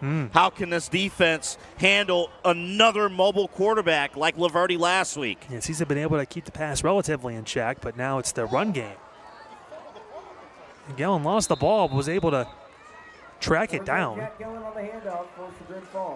There's been some issues all night with the handoffs, AA. Gellin's able to keep it, though, and find it back. He gets 6. Well, you asked, like, what was going on with the fumbles and stuff. I don't know if the humidity. The late exchange, or I'm trying to. It was a little bit of that. He did get it back and got 6 yards out of it, actually. So you'll take that. I think that's Gellin's longest run of the night. But still some uneasy times as you see the positive momentum of this drive. You don't want to have that go away. Okay, going to hit it off, and this time a great tackle in the backfield. Right there by Chagrin Falls. Tell you what, yeah, McKee got back there and had nowhere to go. I don't know if the play call for an option or not. I don't know. If it did, there was a lot of hesitation there. I thought Kay was going to actually keep the football. Yeah, he just kind of waited, and McKee eventually took it. And like I said, nowhere to go, AA. He just got swallowed up. Hewitt back there got and made the stop. And now it's 3rd down and 7. Fairview trying to make a stop on the defensive end. This is where they've went to Kay on this drive, and he's been able to get those yards. Another one of those delayed handoffs, and a great job by the defense of Fairview with a huge stop back there. Ernie Alcaro makes the stop, and now 4th and long. Alcaro did an excellent job reading the guards and slipped right in and made a statement in the backfield. So the ball's down at the 18-yard line, AA. This would be, based on the spot, around a 35-yard field goal. Maybe even, I got a few more yards, maybe like 37. And again, it all depends, too, in high school. Certain teams, the field goal ranges, it varies. But both teams have trusted kickers that they can turn to in these moments. Christian Trudick will come out to attempt what will essentially be around a 35-yard field goal. Make that 40. I think it's the delay of game. Yeah, it is, AA. Good call there as it's 5 more yards back, and now more decisions to be made. Delay of game, Chagrin Falls. And here's the key. Is that still in range? We don't know. Well, both kickers are warming up from the 25 and almost 30-yard line pregame. And it is a nice night. Conditions are good. No one should be slipping anywhere. So they will attempt this, which will, in essence, be around a 41, 42-yard field goal attempt right here for Trudick. Snap, good hold down. Kick on the way. He's got the distance. It's up. It is. Good. What a kick. Wow. A 40-plus yard field goal with plenty of room. And the lead shrinks for Fairview, 22-18 the score. Chagrin Falls inches closer right here on CVC TV. And this also gives us a chance to remind you our presenting sponsor for the program, as always, is the Ohio Center for Oral, Facial, and Implant Surgery. Doctors Keith Schneider, Don Lewis, and Jill Weber. Specialties, they include everything from dental surgery and implants into corrective jaw and facial surgery and trauma reconstruction. For all of your oral surgery needs, visit the Ohio Center for Oral, Facial, and Implant Surgery website. That's www.ohsurgery.com. Tell you what, that's a response. I mean, that's just getting right down there, holding them to a field goal. But, hey, you get points in your opening possession. That's a good start if you're Chagrin to stay within – I honestly don't know how to describe this football game other than entertaining. I'd say quirky is a good Yeah, thing. that's a good way to put it. Entertaining, survival. You want to get to the playoffs? These are the type of games you got to overcome. So any kind of points, good for Chagrin Falls. Now another low kick. It's actually hit off and taken in by Fairview. They've been doing that, those line drive kicks right at somebody, and that's the second time that Fairview has been able to fall on the football and keep it. And again, now good field position for this offense. And that's how they started this game, too. When Chagrin opened with a kickoff, it was that line drive, and Fairview started right where they're at now on the other side of the field at the 40 and had a successful drive. Chance for another response from this Warrior team. We talked about the loss week 1, Clearview. They come back the following week, beat a really good team in Columbia. Can they do the same here? A loss to Kirtland? Can they respond with a big win over a good team in Chagrin Falls? Lowry looking. He's going to take off and try to run. He spins through, still on his feet, and eventually going to get torn down. Staying with the play on defense right there was, again, Dukas, who just did not give up. Dukas was there. You could also throw in McKee, too. And you give credit to Burke Lowry to try and escape, but man, that was tough. There was 3-4 white jerseys all around him. Yeah, it was, including Cooper Ryan got in there too. But Dukas made the initial contact that slowed everything down, and you've been seeing that pressure. It's been really evident in that first quarter. We saw a lot of it on Lowry early on, and then now back here in this third frame is. I think there was a timeout taken on the field double. It looks like maybe it came from Fairview's sideline. I was trying to see if we get confirmation about that, but I think it is an official timeout here. So Fairview taking their first early in this third quarter. Still 7 minutes to go in the third quarter. Well, here's the deal. As close as this game is, you want to preserve these timeouts. You want to preserve them because I have a weird feeling this game is going to come down to it. And there was actually it was an injury. It was an injury, and that's Juju Clark too. That's jogging gingerly off the field. So no scare back in the truck. There was no timeout. No injury. So both teams still got all 3 timeouts. And trainer going to work with Juju Clark on that. Again, able to jog off under his own power, but had a bit of a limp. So a key player off the field right now for this Warrior team. Can they respond? Trying to roll out those calves. Tell you what, yeah, it's cramping time, unfortunately. We've seen that a lot this season. It's going to be a handoff on the inside. Bit of trickeration and nowhere really to go for Fairview as Canfield tried to find a lane, but got back to the line of scrimmage, and that's where he got stopped. Well, you know what? I'll say this. I think Alex Hardy, he was one of the guys. He made the tackle. He made the tackle. They're doing a great job staying home. They're doing an excellent job staying home. That's why you're not really seeing a lot of those big plays out of that formation from the backfield. Chagrin's very disciplined defensively. Other than that first drive, it's been all passing. It's how they've been able to move the ball so far as Lowry looks to throw. He's got a receiver down the sideline. Throw up. It's caught. It's caught inside the 40. J.R. Beto down the left sideline. There's a flag late near the line of scrimmage, and it does not look like a good sign for Fairview. It was a great throw and a great catch, but that one's moving back.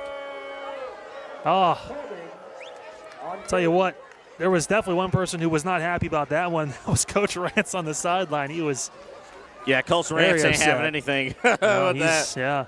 not taking that very lightly. I'm not sure who they called it on, but if it was on the right side, I thought defensively it was blown up. I'm not sure, but again, I'm not sure who they called it on. So play continues. They called it, unfortunately for Fairview now. So it's going to be 3rd and long, 22.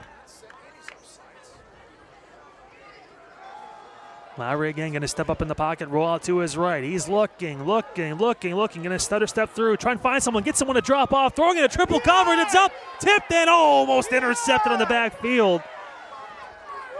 Threw the ball up to Canfield down there, AA, and he slipped trying to make that catch. There were 4 white jerseys and 1 red jersey down there, and that was scary. A good job by Lowry to make a man fall and try to throw it deep, but that was a shot that was, I'm sure, making the Warriors sideline very nervous. The home fans not happy there wasn't a call. Maybe honest, it looked like Canfield right slipped. It looked like I thought he slipped too. Trying to jump for the ball and just slipped the last second. I mean, there's 4 white jerseys around him too. Tough ask for any receiver to try and make that play. Are they short of a player? There you go. They are. Woodworth going to run in. When a special teams coach is upset, Never like to see that, as Lowry's going to punt this one away. High arcing, you talk about those high kicks. There's been some problems catching it, a fair catch taken. A flag comes in late. At the bottom of the field, and Coach Rand's saying that's going to be against Chagrin Falls, and it looks like they're pointing in that direction. They are, yes, they are. Again, these punts, I'll tell you what, if we're talking about the story of the game with Lowry, you're not going to say it's not passing. Come on. I mean, it is. It's a part. No. His passing abilities have been, there's been a little left to be desired. I'm kidding. The passing's been great. His play decision has been great. He is booting the punts, though. I think the bigger story there, AA, if you want to talk about it, big one was that number 12, Will Allen, again, junior, saw the flag on the field. He's like, I'll pick it up and put it in my pocket, keep it away from the refs so they can't throw it anymore during the game. He walked up and almost grabbed it. He's like, I'm going to leave that alone. I'm not going to touch that. And the referee made a beeline for it like he was collecting pollen out of a flower. So there you go. As he should have. Yeah. As he should have. All right, so Tigers get the ball back. They've kicked the field goal here in this third quarter and have some momentum again. See if Jacob Kay and company can do some more. Kay going to keep it, cut through the middle, and try to find some space. He gets stuffed up there. Short gain for Kay. Tell you what, I'm watching a quarterback that obviously is not afraid to take contact at all. In fact, it looks like he embraces it, lives for it. But, hey, you got to have the physicality to build yourself up in the weight room throughout the offseason and whatnot. And he has clearly done so, leading this offense. Again, 4 of 8 on the game. He has not officially attempted a pass in this third quarter yet, despite that field goal drive. It's been all through the legs for Jacob Kay.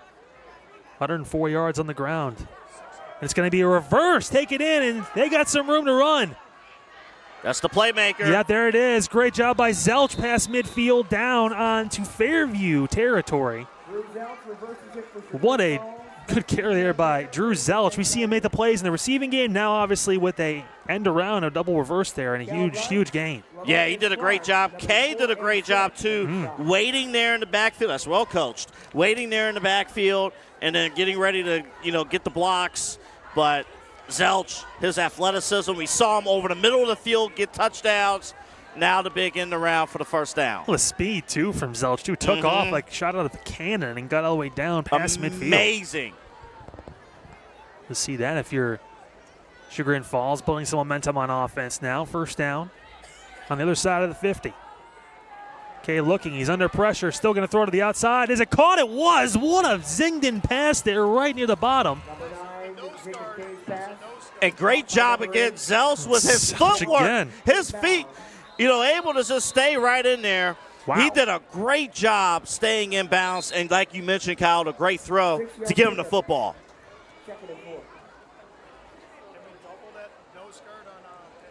So a check right there is, again, the last time this happened, there was an injured player, and there is one on the sideline now who's being attended to on the Fairview side. But again, a gain of 7, and tell you what, it's 5 of 9, 71 yards, 5 catches, 71 yards for Zelch. He also had the big 25-yard run on an end around.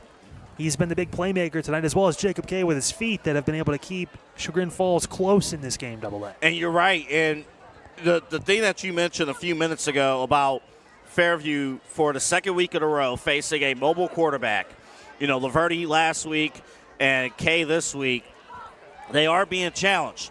But the positive thing for them defensively was that in the last drive, they were able to hold Chagrin Falls to a field goal. Even pushed them back and made it more difficult. So if they can lock in again here and get a stop or even hold them to a field goal again, that'll be an improvement for this defense against a tough quarterback style that they're trying to face. Yeah, really, it's the entire offense right, finding some different rush lanes and now starting to get the pass game a little more involved here in this third quarter, which to this point, the Tigers have been able to hold possession for the majority of the quarter, AA, and they keep the momentum on this offensive end. Kay in that shotgun. Looking, going to roll out to his right immediately. Kay breaking through a flag, comes in late, going to throw one-footed over that of his receiver, incomplete. Flags, there's 3 of them back there. Wow. And there's 4. There's some late activity going on too now. Didn't see who possibly got called for that. But there's a point over on the Fairview sideline and to a Fairview player.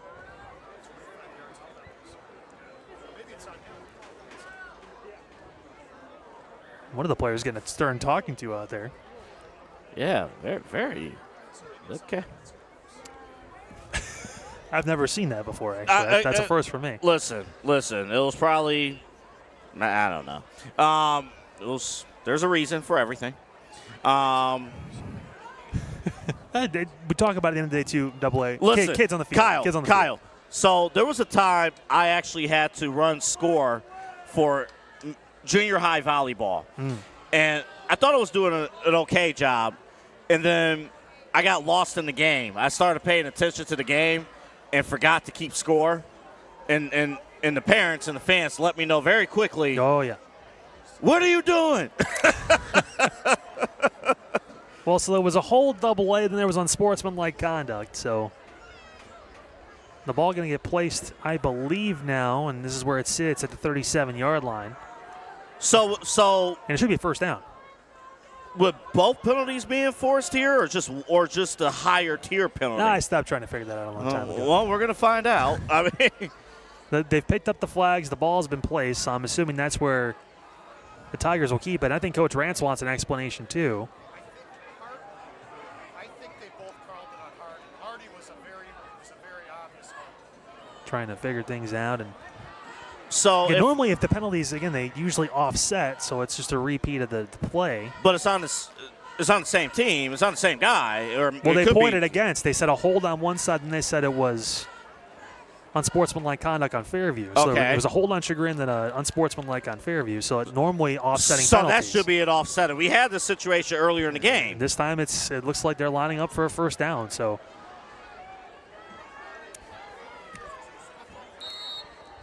we play on. We do.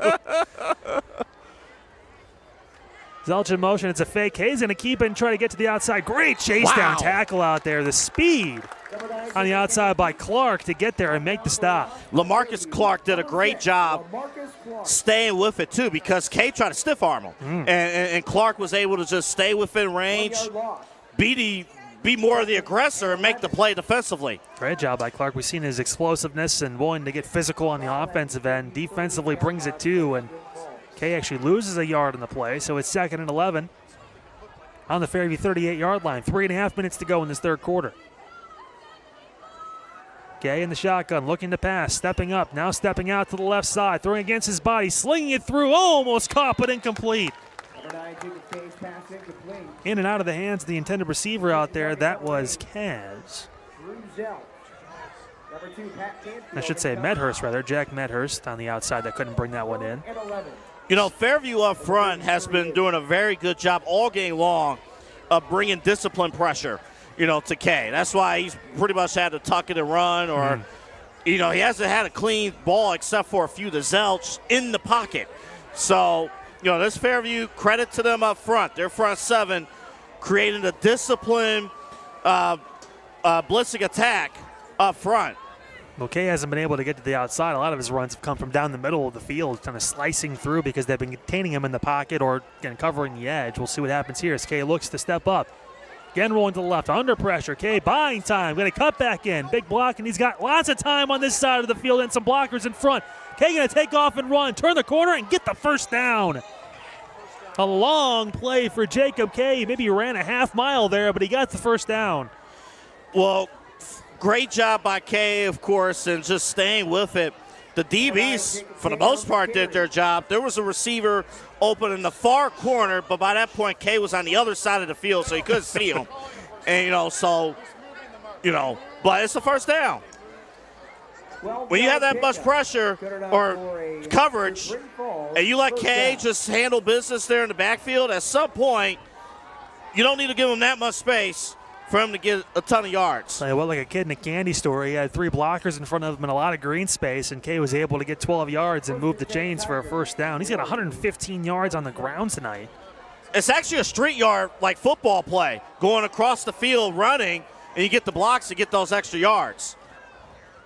Kay taking a snap. This time we'll throw over the middle. It's caught. Zelch made the play, cuts inside, and scores.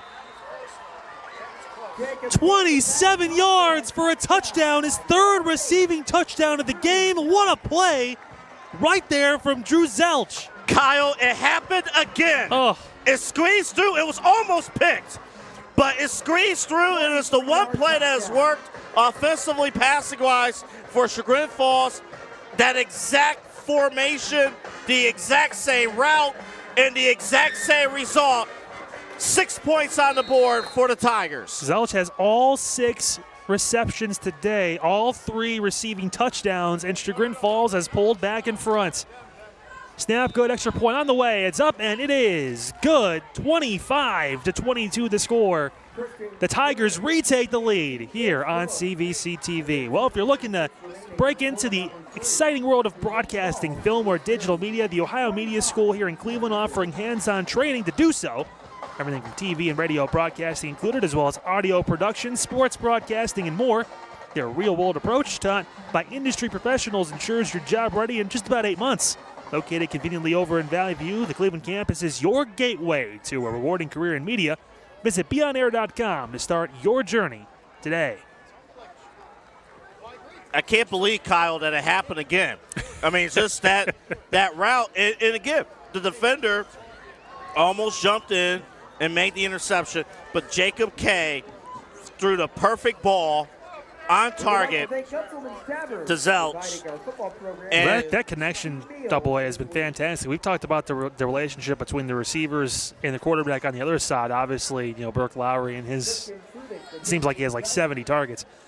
But true. On Chagrin's side, the 1-2 punch of obviously Kay, what he's been able to do with that football. And then Zelch, we saw him with a great run, too, on an end around, 25 yards. And he's got 98 yards receiving tonight now in 3 scores. He's been fantastic.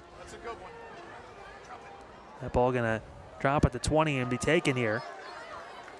And there's Clark, who turned upfield and turned something into nothing there. Got 11 more yards, and that's where Fairview will start at their own 31-yard line. And we're going to see here Fairview, see how they're going to be able to respond and move down the field. So far in this half, this quarter. Well, quarters 1 and 3 have belonged to Chagrin. Obviously, still 2 minutes and 51 seconds to go in this third. Fairview's got time to turn things around here on the offensive end. But the odds have been in the Tigers' favor, but the evens have fell more with the Warriors. We'll see what happens on this drive. And handoff. What a big play through Clark, using that speed, putting his head down past midfield, still on his feet down to the 45-yard line. That's the response you need if you're a Warriors fan.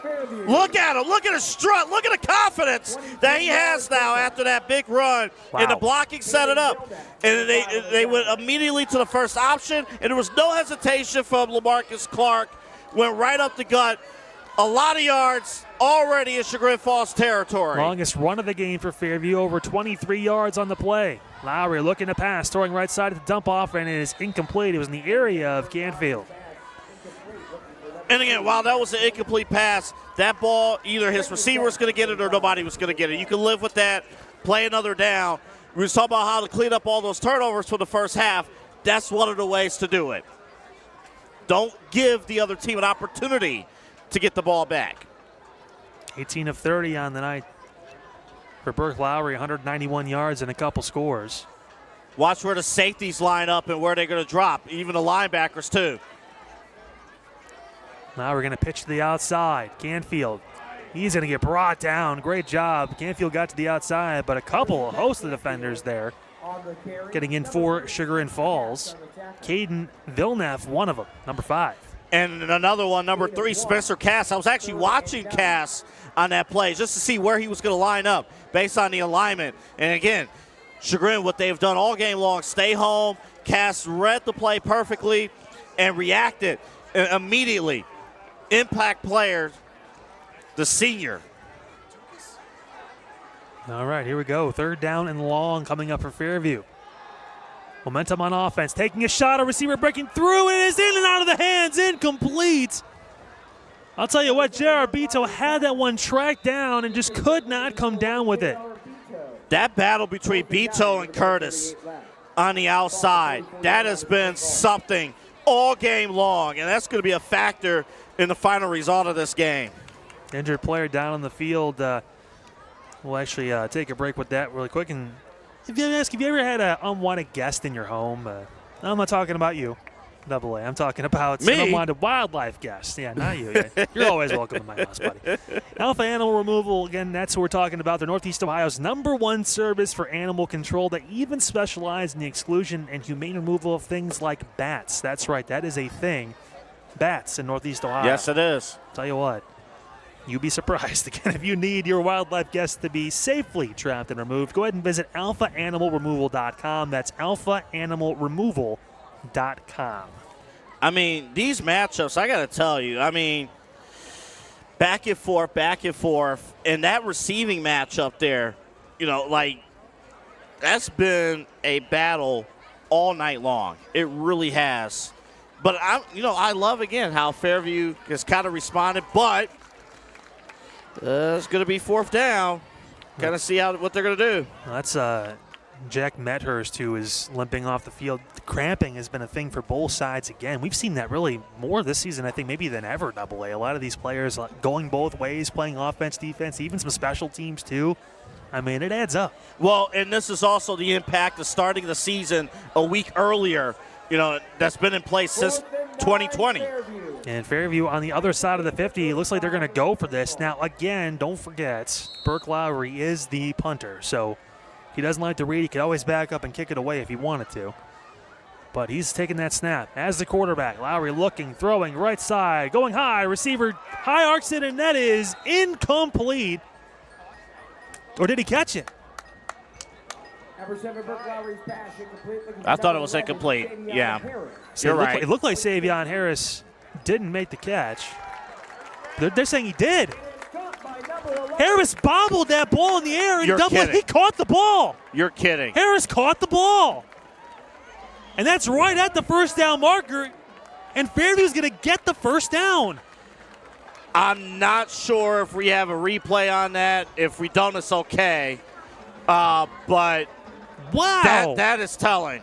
I mean, man, wow. These receivers, Fairview, all of them are doing a great job catching the ball at his highest point. I'm sorry, that was incredible. As 1st down there, it's a carry on the right side. A breather play after the big after the big play. Clark got the carry and still find a way to get a couple yards there. But my goodness, Double A, that ball was thrown up. It was tipped in the air and went straight up. We thought from our view, it looked like it was bobbled out of bounds or bobbled to the ground. Yeah, like Harris couldn't come down with it. And I'll tell you what, Savion Harris caught that touchdown in the 1st half, right at the closing seconds. Another big play there. Lowry thought about a fake, fakes through, and this time he's brought down. And nowhere to go for Lowry. Huge stop by the Chagrin defense. I'll tell you what, between Jake Evans and Jack Keegan, they stayed home. Again, it was after a pump fake. And Keegan got back there for the second time tonight. Now third down and long coming up again. Ironically enough, Fairview kind of finds himself in a similar spot they were just in a couple plays ago. Man, living behind the sticks. They've been 50-50, though, playing behind the sticks, though. It's been a crazy game. In this passing offense, you never know. Pressure, throw, back foot. It's up. It's intercepted. And a return coming. Dukas cuts back left side, still on his feet. Breaks past midfield. Dukas still going, still spins down, and eventually he's going to get stopped at the 43-yard line. Let's watch how it happened. Off-balance throw. And Dukas just reached up there, and then he gained additional yardage because Fairview tried to strip it away, and Dukas was able to stay afloat and get extra yardage. Huge interception right there for Dukas. And again, we talked about the odd quarters right now, 2 seconds to go, but the first and third quarter really have been dominated by Chagrin Falls. They had that early 10-0 lead. Or I should say rather the first frame after Fairview's 10-0 lead. It was about 6 minutes into that first quarter when they just turned it on and took over. 15-0 run from Fairview in that period. Yeah. And Chagrin's turned it back on since. Okay, in the shotgun. There'll be a handoff. Gellin working up the middle. Gellin breaking through for a solid gain of about 8 to end the third quarter. But what got Fairview back in was that when Chagrin was pushing, the coaching staff, they locked in and say, hey, we got to remain positive. It's got to happen again as we head into the fourth quarter. And that's the score going into the fourth. 25-22. Chagrin Falls with the lead over the Warriors here on CVC TV. One more chance to tell you about our presenting sponsor for the program, of course, as always, the Ohio Center for Oral, Facial, and Implant Surgery. Drs. Keith Schneider, Don Lewis, and Jill Weber. Their specialties, they include everything from dental surgery and implants, corrective jaw and facial surgery, and trauma reconstruction. For all of your oral surgery needs, visit the Ohio Center for Oral, Facial, and Implant Surgery website. That's www.ohsurgery.com. And, of course, thank you for your support of the Chagrin Valley Conference and us here at CVC TV. You know, historically, this is actually a historic matchup what we're witnessing tonight. Fairview, this is year one of them in the CVC. And again, we have all these games on CVC TV. Like and subscribe on YouTube. Chagrin Falls, they're one of the founding members of this conference, which started back in 1964. And Chagrin Falls has been in it the entire time. And Fairview, this is year one. So, hey. Yeah, 1964. I think our executive producer, Pete, was like 21 in 1964. So it's just a young man back then. Kyle Cornell made that joke, not me. Double A wrote it down for me, and I read it off a cue card. So I sent it to a fax. That wasn't a fax. That was just speaking facts. Here's second and short coming up for Kay. Working left side, stepping up in the pocket. Kay looking for a receiver down the field, incomplete. Tell you what, he had his receiver tracking through. And Zeltz. Now who else? Zeltz has been all over the field tonight. And he was maybe about a half step away from making that catch and trotting in for a fourth touchdown. I'll tell you what, though, a little bit of pressure coming in hot, though. Just a little miss, well, miss it's a opportunity. Great job by Kay to step up in the pocket. We've seen him take off in those situations tonight, but he decided to try and throw that football, and he had Zeltz cutting through on that route, and just a little bit too far because you mentioned that pressure coming in late double A. Fairview needs to bring the pressure here on this third and short. And short, and then they got a little bit too excited, and we'll see what the call is. They need to bring the pressure after the snap, not before the snap. And it is going to be offsides, and that's 5 yards and a first down for Cuyahoga Heights, and that's, I should say rather, that's Chagrin Falls. I'm going backwards a week. No, that's okay. It's okay. We're into it again. In CVC conference play now. Both of these teams played hard schedules getting into this game, both 4-2. Okay, back in the shotgun.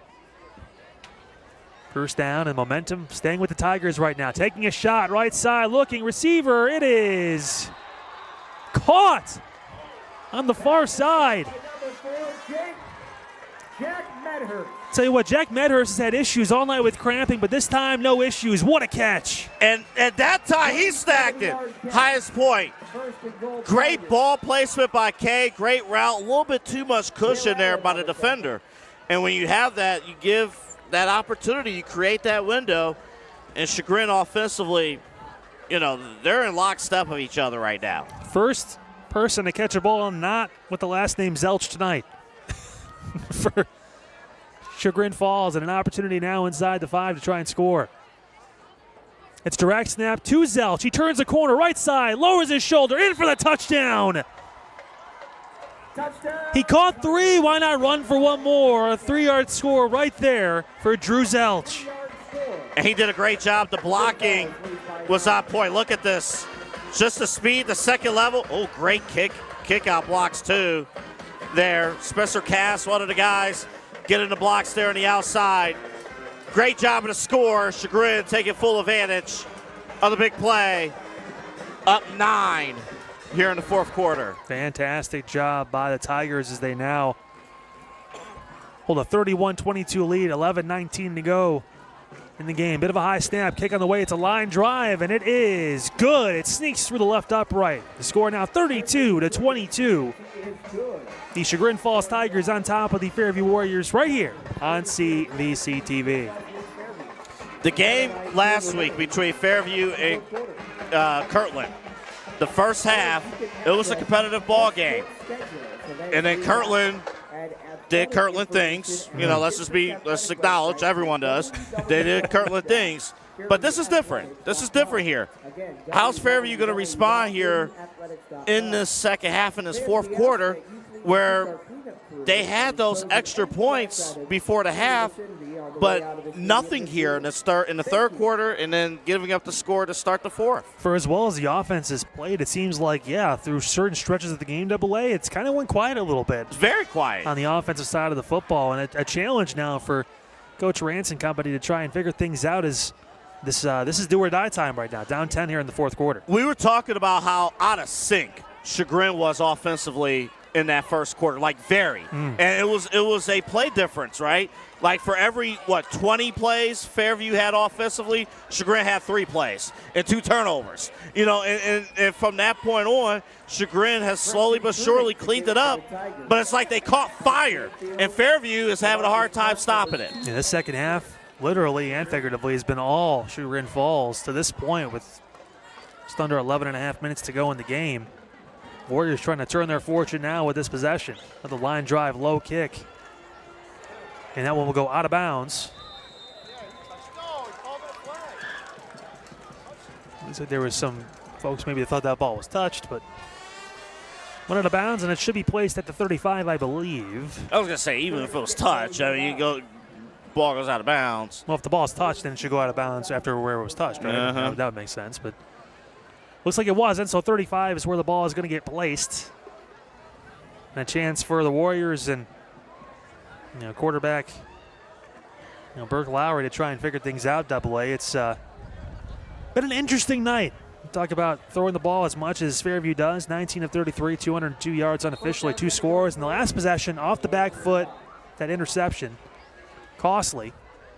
Well, I would like for them to get something easy here on this first down. He called it. A screen pass out to the right side is caught. And a flag coming in late, and that could be going against the Warriors. And that's also been a real problem throughout the night. Again, if this goes against Fairview, and it will, they cannot get momentum because they've been in their own way. Even when they had that blitzing start at the beginning, the penalties prevented them from getting a big lead. Thought maybe it was a block in the back, but they're going to call holding. So that ball moved back 10 yards, and they'll have to repeat first down. Well, it's the beauty, though, even with the penalties for this kind of offense, AA, because we've seen big plays. They come fairly frequently with the pass game. So it's not the end of the world to go back. True, they do, but you don't. You never want it to happen. You can only do so much, too. Right. Now we're looking at pass across the field. That one is caught down at the 30-yard line. That's where the play will stop. Beto with a solid catch. Because now what's happening is Chagrin is dropping their safeties back. They're dropping back. the corners are staying up a little bit, not full press mode, but they're staying up a little bit. But the safeties are dropping. So even some of those big play threats are sort of eliminated here. And if you're playing behind the sticks consistently, that doesn't help. It does not, as now it's going to be 2nd and 16 from their own 30-yard line. Called a long 15 here. Now looking, taking another shot, right side, looking over the shoulder, incomplete, just a bit too far out of the reach. Right there for Pat Canfield, and 3rd and long coming up. Try to find that opportunity there, and just wasn't there. There is a little bit of a breeze, just a little bit of a breeze, but it's blowing in favor of Fairview here this quarter too. So if anything, you can get a little more into those throws, and he did technically overthrow him a little bit. So yeah, Mother Nature helping for kicks and hurting for long passes if you're overthrowing your receivers. Obviously, we're at a point now where it's 4-down territory for the Warriors. Just trying to get a good chunk of this back. Now we're going to take a shot down the right side. Canfield again and again, just over his head and incomplete. Dukas with the coverage, solid, step for step with Canfield. And that's been the story here defensively. Being locked in, it was a little tough to see where the ball was intending to go. Now, I'm sure Coach is probably thinking at this point, it's 10-17. They're sending their punt unit out. 10-17. Can you get another critical defensive stop? Pin Chagrin deep. See what you could do. Obviously, with all your timeouts. And you've been able to recover a couple of these, too. You mentioned, obviously, punting being a factor today. And it's high, and it's a solid punt. This one's going to be over the head of Dukas, and it's going to roll all the way back. And I'll tell you what, that's going to be a great punt double. You said pin him deep. Well, how's the own 5, possibly 4-yard line sound? What a punt right there. 66-yard punt. There is no greater feeling than gathering around the football after your punter / quarterback pinned them deep at the 4-yard line. Solid kick, and no chance of taking ability to try and catch that ball, letting it go through, and you just deal with the field position if you're Chagrin Falls at that point, AA. Starting at your own 4, not ideal, but better than turning the ball over. And you know what, though? Trusting in your defense, trusting your special teams, and then trusting your defense to say, hey, let's get this stop, let's get the football back, 10 minutes here, see what you can do. An opportunity, and if you're the Tigers at this point, a chance to try and slam the door shut on this game and move forward and continue a win streak. Try to get their 3rd win in a row. Handoff inside, and as it's been throughout the game, not much room to run for Gellin. And I don't think he got a gain on that play, did he? Oh, he didn't go anywhere. So the success there defensively, because even you were trying to create more breathing room if you're the Tigers, but it did not happen. Hey, this is the point right here you talked about, like Coach Scott, Chagrin Falls talked about this. Like, we openly discussed playoffs. They came in today 4th ranked in Division 5, Region 17. This is your opportunity to close the door, slam it shut here this drive. Okay, flipping the play to the other side. It looks like he's going to keep it. Kay cuts upfield, using those legs and getting near a 1st down. Jacob Kay has been fantastic on the ground tonight, running the football. Number 9, Jacob Kay. And great play call, too, because you had a lot of guys line up the other side there. They did a great job, Kay, with the open space.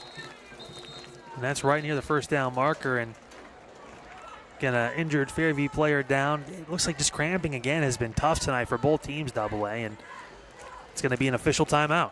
Well, I forgot which coach told us at our meetings, a little bit back, but, you got guys going both ways, and both of these teams have a little bit more, roster, more players, but you got guys going both ways, plus special teams. You want to pull your players aside to make adjustments, but you can't because they got to line up for, something else.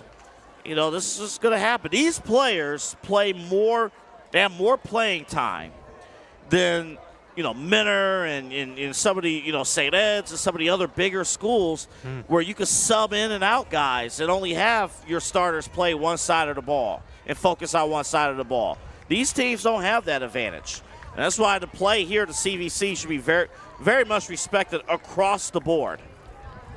Yeah, it's Danny Alcaro who was able to gingerly jog off the field again with the cramping going on from both sides. And it's going to set up a 3rd and short for the Tigers, and talk about not taking down the clock and just kind of wearing down Fairview. And that's the game plan, it seems, right now from Coach Scott. And let's see here at this 3rd and 1. At their own 14. If you just ask your big lineman to just power us through to get the first down. But lowest man to the ground. This is what, if you're Fairview, this is your goal. Your job, your defensive line, lowest man to the ground, create that pressure up front, and get the stop. Jacob K, 133 yards passing, 132 yards rushing tonight. Does he call his own number again here on 3rd and short? K will actually hand off, trying to get that yard. It's close, and I think the fall forward got it, and it did. First down for the Tigers. Yeah, I think the initial contact didn't happen until the first down. And McKee did a great job just getting in there, getting that first down. Lowering the shoulder, keep churning those legs, and the Tigers will take more time off the clock and keep possession.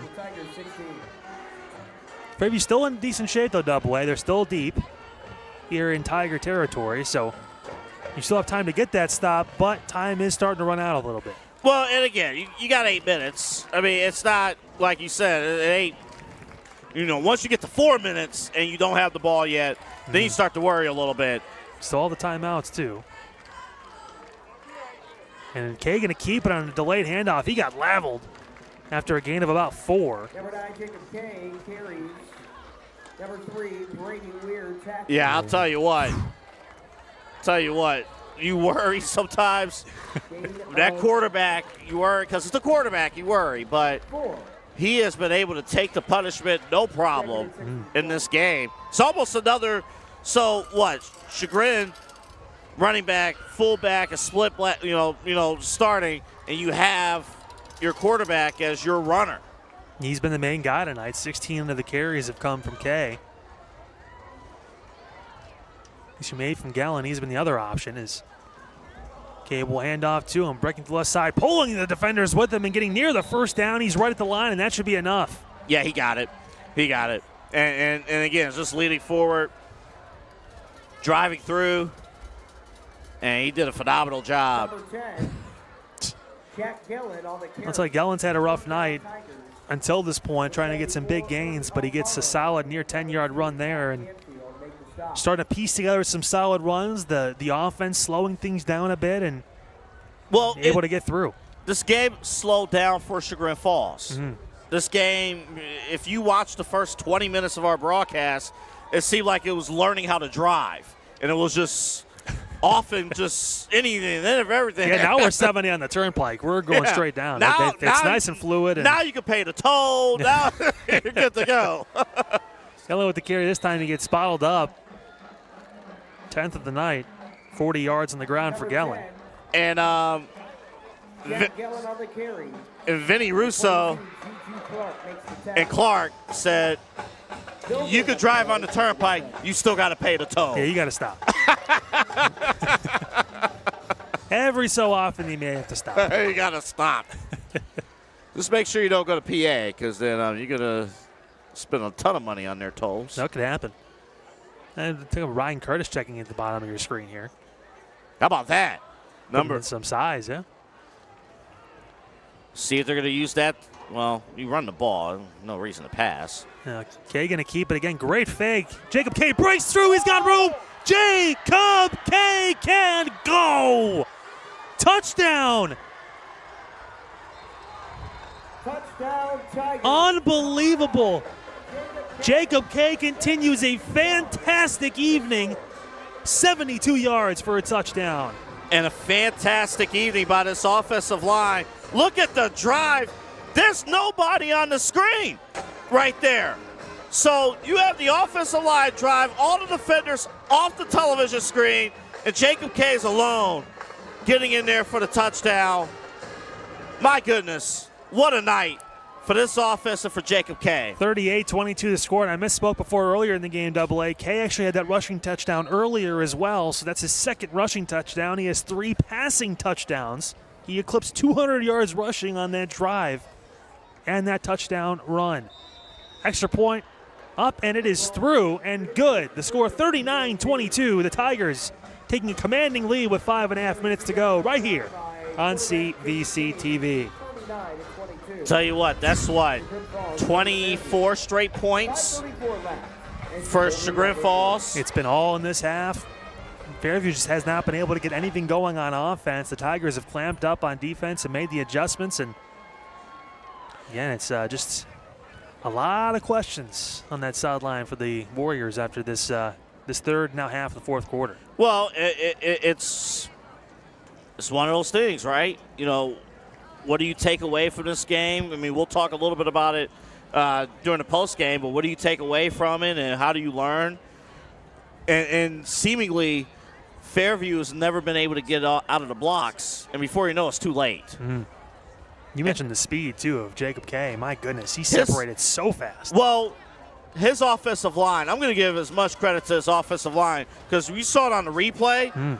You saw like a horseshoe with the line. I don't even know how else to describe it. You saw a horseshoe, like, scoot all the defenders off the television screen. I have no other way to describe it. But then K, yeah, his second level speed. And I'm jealous of all tall people who can stride, too, which he can. Jacob K, 6 even, 170 pounds. So we got our first normal kickoff in a while as the ball is going to be taken in. We get those 5 times a season. And Clark has it and returns it. And the danger avoided as Clark gets hit near the 25-yard line. And that's where Fairview will start this possession. And again, 5.5 minutes to go, AA. With an offense like this and 3 timeouts, you can never say never, but Chagrin Falls has all the momentum right now. Well, it was happening too. You know, Fairview on first down has not had much success. You know, so we've been seeing whether it's through their own misfires or through penalties. You know, we talked in the last offensive drive, get something easy. They had an out route that, you know, got them some yards, but a penalty, a holding penalty that brought them back. So it's been too much of those that has gotten in their own way. But if they can clean up here. Yeah, there's always a chance. For first down, wide open receiver is caught, making man miss and brought down at the 45. Tell you what, that was a huge tackle on the outside. Woodworth made the play, and you're right, he's gone. He was gone if that tackle wasn't made. But again, success, this time success on first down, no penalties here, and this offense has the capability. And safety's got to communicate here. We got it back. And rolling out to the right side, looking. Lowry going to toss one up, looking for a receiver. It's intercepted. Dukas again is going to return this one. Cutting back right side. Dukas gets spun through, still on his feet, and the ball's out. The ball is out. It's recovered, and this time Chagrin just takes the ball down. Dukas may be trying to do a little bit too much after the interception, but the Tigers do retain possession, and they'll keep the ball on the forced turnover. That was almost the ghost of the first quarter with all the stuff going on there. But, yeah, that ball just sat, and Dukas he was right in position. We got a penalty. They're marking it against Chagrin Falls, and that's probably in the area of a hold or a block in the back after the interception, because there was a bit of an extended return here. That's the key, too. So the interception should stand. And they'll walk him back a little bit for a penalty after it during the return. Let's watch the interception here because, yeah, it just sat there. When you got all those defenders right there, you almost just don't want to throw that ball. And Dukas almost caught this one back up to give it back to Fairview, but luckily it was fell on by his teammate there. And yeah, Brant Stevens did the smart things. Just fall on it. Just cover it up. Give it back to the offense. Oh, boy. Let him roll with it as the ball is going to get placed at the 33-yard line now. That's where the Tigers will take back over. And what has been a fantastic game for quarterback Jacob Kay and company. And handoff inside. It's Gellin. He'll work through, and those 1 or no yard gains are turning into 3 to 4 yards for Gellin now as he's starting to wear down the defensive line from Fairview. And again, like we talked about before, was something that they could not do in the first quarter because they couldn't keep the football. They never had the football. You know, the critical point of this game, Kyle, we talked about this a little bit before, but when Fairview had those offensive drives, it could have easily been, with short field, it could have easily been 21-0. Fairview in the first quarter with like 7 minutes to go in the first. and Chagrin defensively was able to lock in, stay within this game, and slowly work their way back in. Bit of a high snap. Kay controls it. He's going to keep it. Kay works right side, still on his feet, jumbling through, keeps going and gets the first down. Jacob Kay just did not stop, and he's down at the 45-yard line, a gain of 9, and move the chains. After they figure out the flag. And I think it's going to be might be a hold. Well, that's in the area of holding if it's going to stand here. And it's right down at the middle of the field by the hash mark. Kay works through it. Anytime your quarterback runs, you get a little bit nervous because sometimes you don't know where he's at. Well, and that could be a thing too where hey, didn't know he was breaking out of the pocket. He kept it, and also when those delayed handoff and options, those blocks can get a little bit longer than normal, but things can happen. I hate to put you on the spot. How many times has he ran the ball? Too many. So it's week 7. You had a couple scrimmages. You practice with them every day. I'm not trying to make excuses. No, I'm just saying. No, I get it. Things can happen. I'm joking with you. You're 100% right. Also, yeah, Jacob Kay can get from point A to point B like that, like super fast. Yeah. So, I mean, that's also a thing you have to keep in mind as well when you're a lineman, when you're trying to block for him, too. So. Very, very true. So, second down and 25. 3:45 to go in the ball game. Kay will hand this one off. Going on the left side, he breaks through. Big run for Gellin. Lowers his shoulder, still going through, and eventually still going. Oh, my goodness. Down. He just would not go down. Did he get the first down? I think he did. 24 yards. This was second and 25. Oh, my goodness. This is a playoff run right here. And then just to stay in bounds, too, to push through, to get 25 yards off of the second and 25. That's pretty special. That's unbelievable. Again, a first down as the clock continues to tick. And also, yeah, it gets you to keep moving and holding on to that football and just taking the life out of this place. And got to be deflating, too, for the Fairview defense who needs to get back here. And get their rest, too. Yeah, Kay in the shotgun, handing off. Gellin again, working left side, turning the corner. Look at that speed from Gellin. He cuts through. Gellin's got room. He breaks free. Gellin's going to go all the way. They're going to call a holding penalty on Spencer Cass. Yeah, you saw a flag come out there. And I thought Cass had a monster block at the outside, but I think his arms was outside outside the shoulder pads. Well, it's been tough sledding for Gellin all day, and he's finally broke through in the fourth quarter, but it looks like Double A's right, and that play is going to be coming all the way back. Would have been a 57-yard touchdown run. But instead, the Tigers have to move backwards here. I know Cass a little frustrated about that because I thought it was a great block, but of course with arm placement and whatnot and hand placement, depending on the angle of the officials. And watching Jacob Kay walk back down the middle of the field there, didn't even get the handoff. He handed it off, but he still ran all the way down for the touchdown. The excitement. The Tigers. Yeah, Gellin's had a tough sledding. Again, Fairview's done a great job against him today, and now this past drive he's been able to get some yards back, but really worked for that run and had to come off. Tough call, but nevertheless still first down for the Tigers. Gellin gets it again. He'll work right side, cutting back through left. Gellin working his way through and going to get spun down past the 45 down to the 44. And that should be another first down. Yeah, and I mean, what more can you say about what this offensive line has been able to do in the second half? They have really asserted their dominance up front. You got the speed from your backs. I mean, my goodness. Yeah, well, we talk about K's speed and then obviously Gellin. We haven't seen him get in the open field too much yet because he's been tackled almost immediately when he's been hit. But he's been able to really turn on the Jets here in this fourth quarter and put a stamp on this win for the Tigers. Gellin again working left side, cutting back through, and he'll get brought down. Well, I will say this, though. For our first time being here in Fairview, I don't know, this is your first time our first time career-wise being here. Yeah, 15 years doing this. First time we made a stop over in Fairview Park, and it's a beautiful stadium. The crowd was into it. And I'll tell you what, the energy here at this place is fantastic. And I hope, I know the game is not turning out the way that they wanted to, but they have a great team, a great program, and a lot of great fans. And the homecoming festivities, I could barely found a parking spot because of all the floats and stuff here. They got something special going on here at Fairview. They really do. As Kale will take this down as low as he can. Minute and a half to go in the ball game.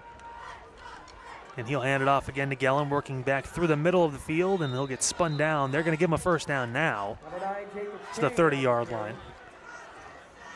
Wonder now you start getting some subs in. Get a curtain call to the Tigers, some of the Tigers starters. And I think we're going to see, I think that's what you're going to see. What a night. And so Gellin ended up going for 15 carries for 95 yards. Impressive after the start he had where he was fumbling a few times and couldn't really find footing with the Fairview defense. He really turned it on here in the second half. And I think, honestly, the entire Tigers team put in a great performance. It's like, hey, maybe we'll just take a knee. He may have to take one more, and that should do it. So the Tigers are going to improve to 5-2 on the season AA. They're going to be 2-0 in the Valley Division. That is huge. You talk about the injury to Kirtland and quarterback Jake Laverty. Could there be a new team on top of the Valley Division this year? I mean, this is probably the best chance they've had in a while.